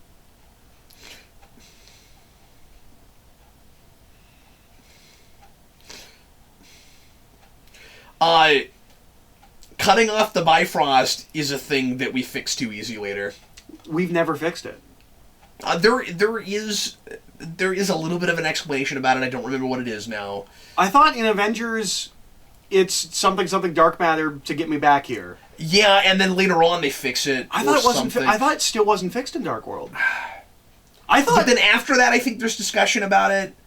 Okay. I can't remember where it is now. Okay. We'll see when we get there. I was gonna make a comment how I'm like, this felt like this big, like loose thread that we were gonna build on. Yeah, like it was at the really end of this sad he movie. didn't get back to Yeah. her. And then then because of it, and the thing is, you gotta have more forethought than that. You know you're making Avengers for next year. Yep. But it felt like this huge moment and this great place to leave this movie. Yeah. I either we fix it way too easy and I've forgotten, or we've never fixed it. Either way, Like I said, I that's a remember mistake. thinking that for a while, and then It should have been a major at plot some point I knew. of I Dark feel World. like I knew what the answer to that was, but no, it should have been. It's ridiculous that it's still cut off, and then he still doesn't have any trouble going back and forth. Ooh, some of that didn't look good. Oh, hey, you woke Hey, up. I woke up. Aren't you supposed to Odin sleep for like months or years? It's not like a day. The Odin sleep's a substantial sleep. Yeah, but they did a shot of him to tell you like what was going on, woke him up.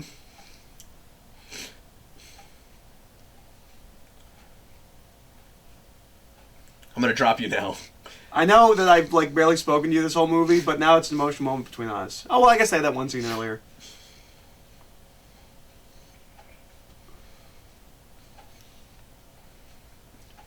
I'm gonna go to a floating island. We do that with villains a lot, but at least he's not actually dead. No. He's somehow gonna get to, But, like, to not a just- big floating staircase in the sky. That yeah. Mm-hmm. Oh yeah, that's a question. Like, How did he if they're get there? cut off from the other realms, then how did he make it?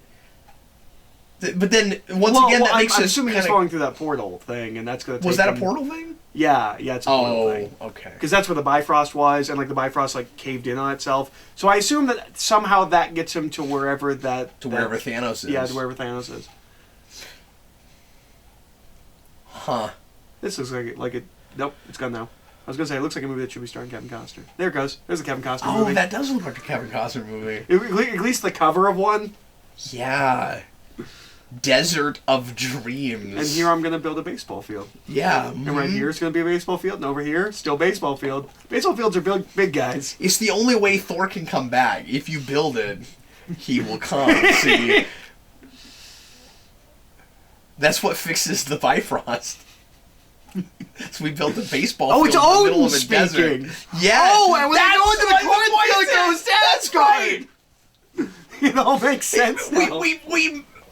We've explained Field of Dreams. Odin was talking to Kevin Costner in a cornfield. And that's why the guy's able to go into the cornfield and write the story and come back. He's going to Asgard. It's another realm. It's not... Is actually Odin just, like, mumbling while he's in the Odin sleep? He's like, if you build... And he wakes up, he's like, I had this really weird dream where I cared about some Earth game called baseball. Okay, now, apparently, right next to Odin and Odin's wife, whose name I don't remember, Freya, Yes. is Walt and Louise Simonson. Yep. That's another thing people have always told me, but I've never actually noticed watching I was going it. to watch for it, but I feel like I didn't see it. I feel like I missed it again. All these missed opportunities, Eric. I think Louise Simonson got to be in a comic book movie. If not one, she's actually directly responsible for. We'll talk about it when we get to Apocalypse. Yes, we will. So... This doesn't look good. No, that's unfortunate. I gotta say, though, we were talking about how much of a slog this movie was. About halfway through, it wasn't as much. I feel like third act, it picked up. Yeah. Maybe not even halfway. So, this is setting up stuff with Sif we're never going to pay off, except for a mean, I don't like your girlfriend glance in Dark World. You remember things about that movie. It's amazing. It was in the trailer. I have no idea what happened. And I was like, oh, we're going to do something with Sif and Jane in this movie. Oh, no, that's the only moment they have. I'm okay with not having a love triangle with those characters, but... But it would give Sif something. So, yeah. Yeah, but would you rather her have something or have it be obligatory and annoying? I don't want to make that choice. I shouldn't have to. No, you shouldn't, but you know what choice you'd make. You can give her a S.H.I.E.L.D. episode. Yep. And her own TV show. And her own TV show? Well, she's got her own TV. Not Sif, but the actress has her own TV. Oh, she does? Yeah. What is it? Blind What kind of show is it? I don't know, but she's got tattoos all over her arm. Oh, weird. Yeah. Blind Spot, she's Daredevil's sidekick? I That's keep amazing. seeing it work. I remember loving this ending and, like, visually, like, I like really that we leave it. physically busted it up. Yeah. You look cool. Yeah, you seem like a real optimist. But how would we physically stand on it? I mean, like... The idea of it actually being a rainbow, I just don't see how you could possibly render it. Beautiful. Yeah, it would have been really pretty, and you couldn't interact with it. You couldn't have done anything with it. I believe.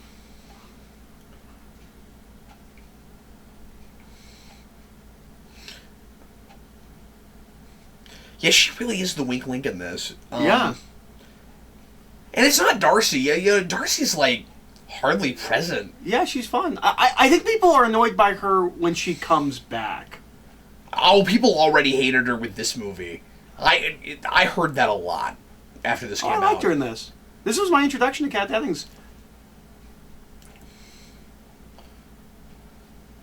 No, I totally get why a lot of people still say this is one of the weakest of them. Oh no, it absolutely is one of the weakest of them.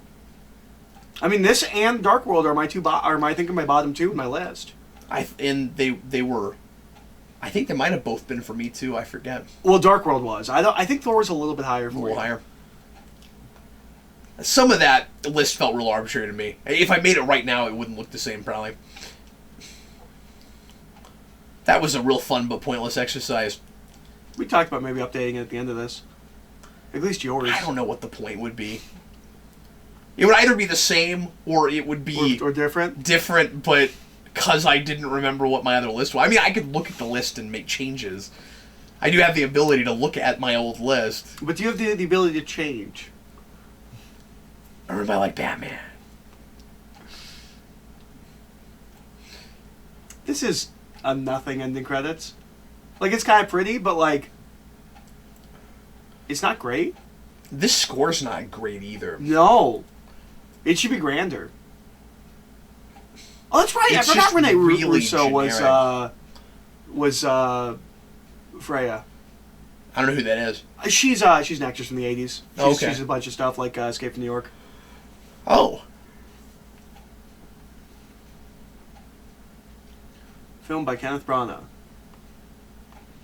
Who clearly did not have a real positive experience. Yeah. I was so excited, like I said, when he got picked for that. Well, and the guy that made so much sense, but he didn't write it. Yeah, and it might have been better if he had gotten to get his mitts on the story. Does he write outside of Shakespeare? Like, I know he adapts, but has he ever done an original screenplay? I'm not sure, but I might have let him take a pass at whatever they had. Just to see what he did with at least Thor's dialogue. Like, did this song come from this movie? I remember this used to be all over the radio. Yeah. I did not realize that this is the movie it was paired with. Me neither. And I don't feel like we do that with a lot of popular rock songs. There's with one. MCU, there's one with Avengers that would not stop on the radio. Really? I was working in the factory, and it was like every third song in the radio. And it's one of those songs that's kind of catchy, but there's also 4 lines just repeated over and over. Like, it's all chorus. Yeah, and not that I like think about this song, but I know it. But I'm a little surprised that this is as late as it is. This feels like a mid-2000s song. And I mean, it's one of those bands, but how did this not come out in 2007? Like, I don't know.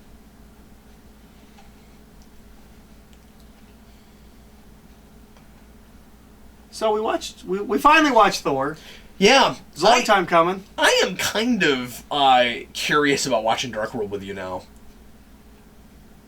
Just because I haven't seen it in so long. Like, I'm sure it won't win me over or anything, but I don't know. It's one of the ones I know least well. Well, it's interesting because I feel like after Avengers, there was like this Loki fever that was like sweeping the nation. Yeah. And then Dark World killed it. Like, people liked Loki and Dark World, but we should have all been so much more excited about that ending. But that because you have to give it that ending. Oh, absolutely.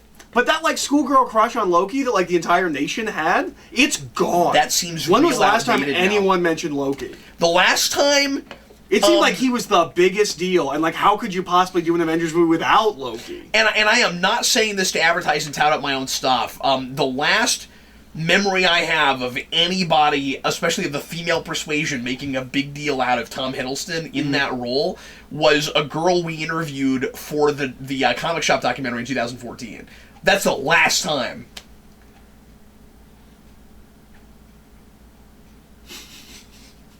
See, it's relevant because it's about immortal Thor people. Didn't want to die. Right. But he was willing to, but this guy doesn't sound willing to. Yeah, this guy doesn't sound like he's learned the lesson. He doesn't, yeah. This guy goes up against the Destroyer and he goes, I don't want to die! He's going to learn to walk again, yeah. This is one of those real, like Rocky, where I'm not really sure what you're saying. This is not the kind of song I want to be left with after watching a movie like this. No. Fraction got it right in his first pass at Thor. When you do Thor, you do metal. Like Fraction does 3 one-shots on Thor, and then he has a run later. Those 3 one-shots, his pitch is, I am writing the metal album covers for Thor. And they're awesome. There's a point where there's a mech that's powered by blood, and it's the coolest. Whoa! Yeah, no, those 3 one-shots are fantastic. The 4th one, not so much, but the 3 one-shots are fantastic. And then he writes Thor, and it's never as cool as that. And that's how I would have... But that's what you do. You go metal with Thor. Yeah, or you go really, really bombastic but classical. Yeah. Well, for score, but I'm saying, if you're doing music.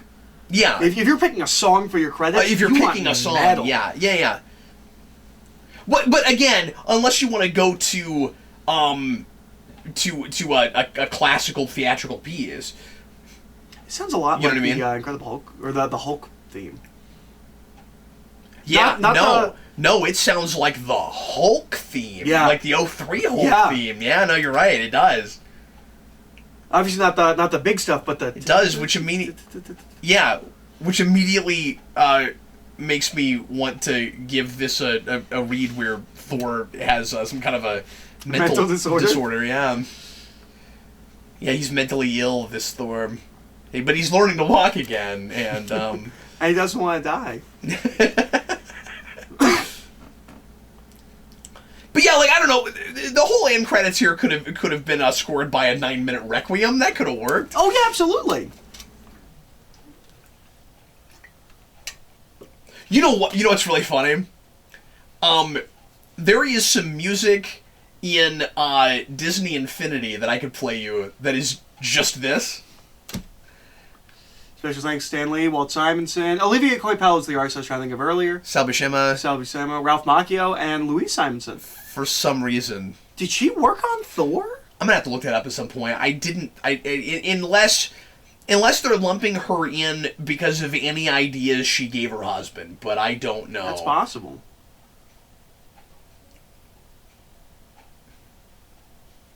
Yeah, but how will he return? You broke the Bifrost! And this scene doesn't make sense. It doesn't make sense. Which is weird, because it's supposedly shot by Joss Whedon. That was the big thing. That doesn't make any sense, because it doesn't fit with... How could he be there already? That's the big question, right? Is like, we see him show up, so like... Fraction also brings him into his run, and does nothing with him. Is he a made-up character for this I believe universe? so. Okay. Yeah, Dr. Selvig, you're part of a much larger universe. You just don't know it yet. I talked with about in the Iron Man ones about how they launched Fraction's run and they launched Jeff Loeb's run. Fraction had already started his Thor. He's calling it another dimension. Like, anyway. Yeah, Fraction had already started his run on Thor and had done like a real big 9-issue arc that's real boring but real pretty. And then he, when this movie comes out, so this is the Summer of Fear itself, because it's an Iron Man and Thor event. Or I mean Captain America and Thor event. It's all about Red Skull's daughter. Think about that. That's still Flashpoint and Pre-52. But so at the same time, we relaunched Thor with a new #1, calling it Mighty Thor. And it's that Galactus story. That's what comes out when this movie comes out. Is the first issue of that Galactus story. So he's already mind controlled. He's already mind controlled. Which I just don't think or works with that. that. Yeah, no, that doesn't match Avengers. Yeah, he might just be influenced, because, I mean, he doesn't have, like, the veins and the crazy eyes and stuff yet. But yeah, I don't know. That scene doesn't We'll really have to see when we watch Avengers if it makes more sense. Because I've had this with a couple of after-credit scenes now where I thought they didn't work, and then I went back and looked again, and then, like, there's an argument to be made. I don't think this is one of those. Because if I remember at the beginning of Avengers, he's just working for S.H.I.E.L.D., and then Loki shows up and mind controls him. Yeah. But we'll see. Yeah, because he comes through a portal. Yeah. We'll see. But anyway, well, everybody, thanks so much for watching. We sure appreciate it. It's a cool menu. Yeah, it is a cool menu. Looking forward to your comments, and we will see you again tomorrow with another one. And I'm doing this again. I forgot to look it up. Are we sure? Yes. And we're sure it's not Ghost Rider. It won't be Ghost Rider. It will be It's either Captain America or First Class. But I believe it's Captain America, then First Class, and then Ghost Rider at the beginning of 2012. Oh, okay. Because that was a weird... It wasn't a summer movie. Yeah, you're right. There shouldn't have been anything between Thor and Captain America. Yeah, and then it's First Class. Ooh, I'm excited about that. Yeah, me too. That'll be fun. I love that score. I have this with X-Men movies, with some of the X-Men movies. Like, it's not all just Ottman. Like, oh, man, that score... It's my favorite X-Men movie. It's so good. So I'm excited. Anyway, thanks for watching again, folks. We'll see you again tomorrow. I am Captain Logan. And I'm Eric.